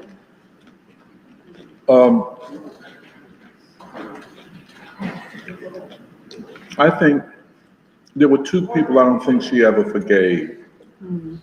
Ralph Abernathy and Jesse Jackson, for different reasons. I'm certain she always knew that Ralph was envious and jealous of King, although King thought that Ralph was his best friend. And maybe he was. I'm sorry. But Ralph was jealous of him. And then he came out with an autobiography a few years after King was assassinated, where he literally fed into the FBI narrative about King's extramarital relationships. And I'm certain that it was the publishers who told Abernathy to sell the book, you're going to have something that, you know. But Coretta never forgave him for that. And Jesse for being this so narcissistic and trying to assume the stage created by Martin to advance himself. And so I think those are two examples. Yeah, she writes about it. Oh, really? She says it explicitly. What I does she didn't say? realize it because I had never read this autobiography because I didn't like it at first. But I decided to read it for today, or skim it. She actually says she says Ralph Abernathy and Jesse Jackson. Yeah, she even like literally italicized and names the autobiography of Ralph Abernathy. She said, I did not appreciate what he said about those extramarital affairs. Right. Because Coretta said, because I mean, Coretta's also trying to protect Martin's legacy to her deathbed. And she says, if Martin was sleeping around, I would know it. And she's like, and he, to my knowledge, he did not betray me. That's interesting. She said that. And then she also said, but what I will say about Ralph is by the end of his life, he had like serious financial issues. And she was like, she basically has more mercy on Ralph in some ways. She says that at Ralph's funeral, she decided to be there for his widow. And because she was like, the way I still feel a certain loyalty to the Ralph I knew, Yes. King was alive. Yes. And so she kind of has Yes. some softness about that. But Jesse Jackson, she was way more like, she was much more hard. She said, I always knew his ego got in the way. She was like, even when You always knew what? she was like, I always knew that Jesse Jackson's ego was a problem. Oh, yeah. Yeah, she said that just straight up. She was like, I didn't say. Yeah, King also Before he said. died, Jesse, you have no love. I remember that. Yeah. That's a horrible thing to say about anybody. And yes. So he was opportunistic, super opportunistic. Yeah, and he couldn't control his narcissism. You have people like that. And I don't know all of the reasons, but, you know, the movement came north under the banner of SCLC. Although SCLC was pretty much a Southern organization, but the name of King. But Jesse, after King's assassination, would not cooperate with Abernathy or Wyatt Walker or any of the stalwarts of SCLC, and created his own thing called Push, first of all, and then he put Rainbow Coalition Push.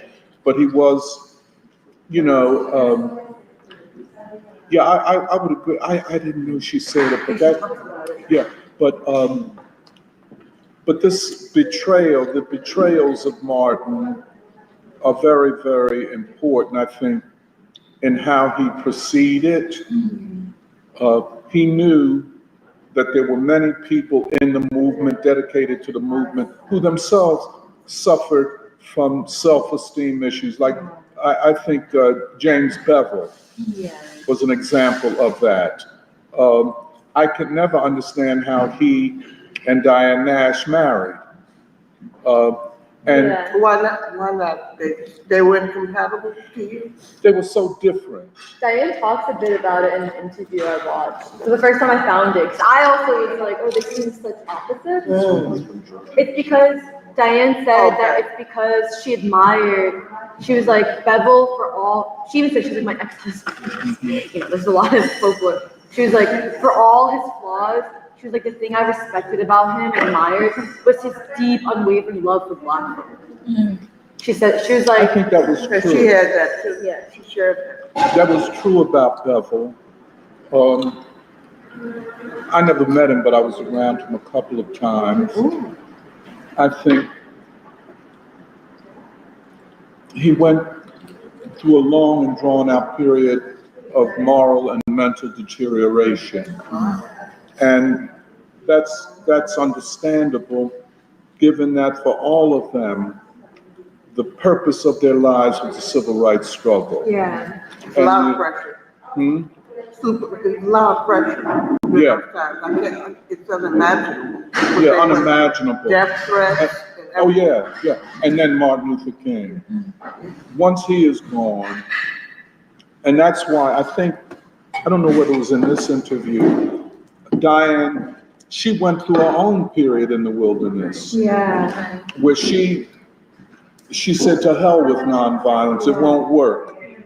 You know, I think she was in North Carolina at that time. Yeah. And it was because of the Birmingham. She says one of her crises of faith was actually the Birmingham church bombing. Oh, God, that's a poor little girl. Well, I'm kind of thinking even after that, after King's death, and you know, it was an interesting period because there were far more competent people that did, you know, like that took over leadership. After Abernathy, you got Joseph Lowry, who was no joke, by the way. And then you had this cadre of preachers like C.T. Vivian and Wyatt T. Walker. Wyatt T. Walker is from Harlem. He had a church in Harlem. And even Reverend Shepherd from here in Philadelphia. And what about Ella Baker? She was a female. Yeah, but she wasn't. Ella was a SNCC. But of that, the stalwarts of the SCLC, that these ministers, because see, if you have a minister, you have a church. If you have a church, you have resources, you have people. You understand what I'm saying? This is very important. And that's why, you know, some of the SNCC people would always be trying to trivialize the ministers, you know, making a joke, you know, young and dumb. But the church had to be the foundation because it was the strongest institution in the Black community. That's true. And one would have thought that they, being Christians, would make a conversation with white Christians that much easier, but it didn't. Because, not only because of whiteness, but because they were praying to different gods. The gods of Black people, and I've become more convinced of this, are not the gods of white people. They're not the same. And so they were without, how would you say it?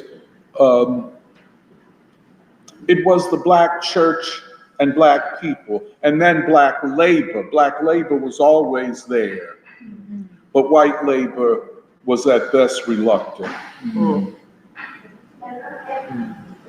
that's why, you know, Emily, you brought up Henry Nicholas so beautifully last week, and the way you described him was very accurate. He was just, as you described him, he was a labor leader whose foundation morally was in the civil rights, and King, and King. And then, I know it's a little difficult for me to fully describe to you the ferocity of the attack upon King after his death from all sides. But even before his death, and as we spoke, you know, the SCL staff opposed the Poor People's March, not because of the fight against poverty, but because of King's linking poverty to war. And it was the Vietnam War that they didn't want to inherit. But that's where, if you talk about Afrocentricity, cultural, it's all anti-King.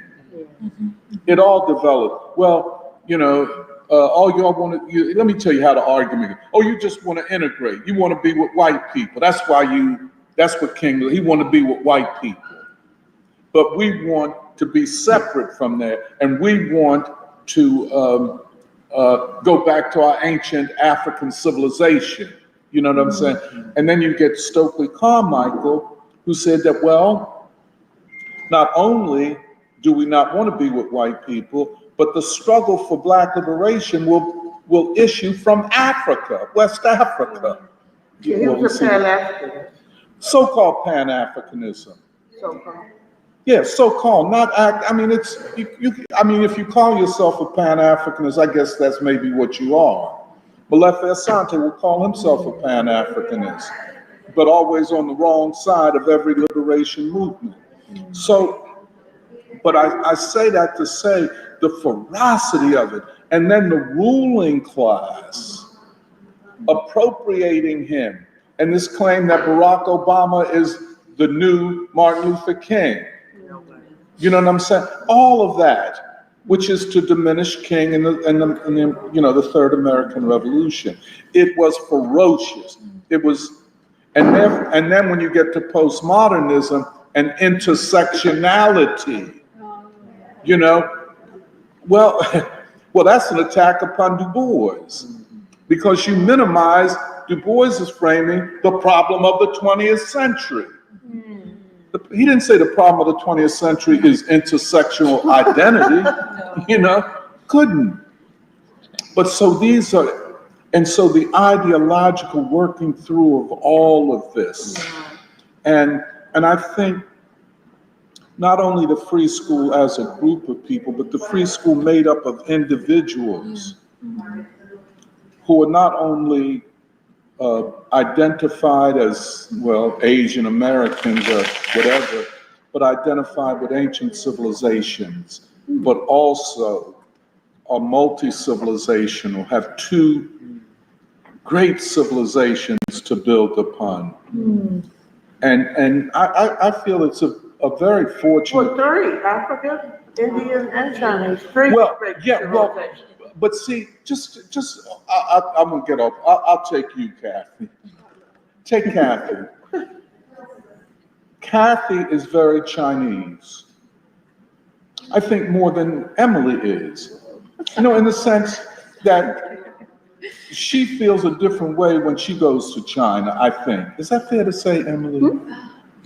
Maybe we can stick with what you're saying. No, but each of you has a different relationship with China. Sure. You know? To what? But she is a student of art and art history. Okay. You know, when she comes back from China, she'll say that the Taiwanese are fake Chinese or something to that effect. She's very protective of what is Chinese. Yeah. You know, but her art studies are really of African American artists. And so I'm saying, well, you are an inheritor of two civilizations now, China and Afro-America. Okay. And the journey is not just to become Black, but an alternative to whiteness, because that's the way they were raised, to be white, to compromise with whiteness. And they were looking for a way out, and their parents didn't know what to tell them, how to get out of this trap. Is that fair? Because it's so rewarding. The more you imitate, you know, But it is rewarding, assimilate, it's but heavily rewarding. materially, spiritually, it's destructive. Oh, yeah. Oh, you're right, materially, of course. That should be emphasized. It's rewarded that I think we should get ready to go. Yeah. No, well, I mean, I was just briefly going to say that, yeah, this, this civilizational question seems very, it almost makes me think of, that in the future of humanity is about becoming increasingly conscious of this question of, where do you stand? Yeah. And to see that, to see ourselves as, like the way you and Serafina were talking about, like Diane Nash and Coretta as representatives of our civilization. I think this is also, I'm also trying to make sense of, we talk about the color line in this country, and like, what Ruba was saying, the most almost existential decision that you could make is to decide which side you stand. And I think that this is going to increasingly be a question for the world to deal with. That it's like we often say that growing up in India, for instance, we did not you don't know what the white world is. You don't have a sense of the color line. But I think increasingly, you do have a sense of the color line, because it is whiteness which prevents you from understanding where you come from. Understanding your own core. And you can pretty much be as white as anything in India or China or anywhere for that matter, because you don't have a sense of history, that you come from history, and that you have that even the idea of civilization, it comes from the poor, it comes from the bottom, and not which is opposed, like which is antithetical to the idea of civilization as in Europe soil. And I just wanted to say that because I think this is very, this idea of inter-civilizational unity also means that as individuals and as people, not just us in preschool, but people at large, I think are becoming, or there is this opportunity for the world to become more conscious of where you stand, to become more conscious of what it means to be part of civilization. And I think this is why we go back to Du Bois so much, because he talks about what it means to be proud of your race. He says that, he says literally in his credo that I'm proud of the Negro race, and I'm proud of, and I have pride in lineage so much as to not stand any, scorn on any other civilization. And I think this is what is the opposite of how Europe and really what whiteness sees civilization as.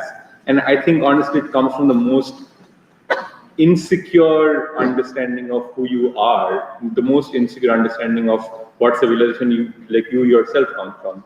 Because I agree with what Neil was also saying, that I think you do have a much stronger sense of, I do have a much stronger sense of what it means to be an Indian because of something that comes from Black America. And I think that's true for all of us here. And really it's the opposite. It's when you are completely insecure about what really is Indian about you, or what really is Chinese about you, where you try to hold on to it so strongly that you have no idea, but you don't have the tools to see Black folk, to see an other civilization as something that could be your own. And I think today's discussion also made it very concrete that this is something that the revolutionary essence of Black America always sought for. This is what allowed Black folk to be able to see themselves in the world, to see what the whole discussion about India and Gandhi, it's moving because I don't think it's something to be taken for granted how much Black folk could, and even young 20-year-olds like Diane Nash, when she talks about these times, how she could see herself in the Indian poor, and to see herself in these leaders like Lawson and others who really almost built themselves from partly inheriting Gandhi. Yeah, I wanted to say that because I think it was a very beautiful discussion. The last part of the conversation about civilization and inter-civilizational unity as a but yeah, maybe we should wrap it up unless Yes, Dr. you Juice. have. It was so beautiful, man. So Yeah. beautiful. I'm not reading the comments today because there aren't a lot of relevant comments, but the usual people, Bumbleye and M Sparks and all say good morning, and Jeremiah says good morning and miss you all, and we miss you too. Anyway, okay, bye everybody. We'll see you next week. Matthew really transformed this place. This is so beautiful. I know, right?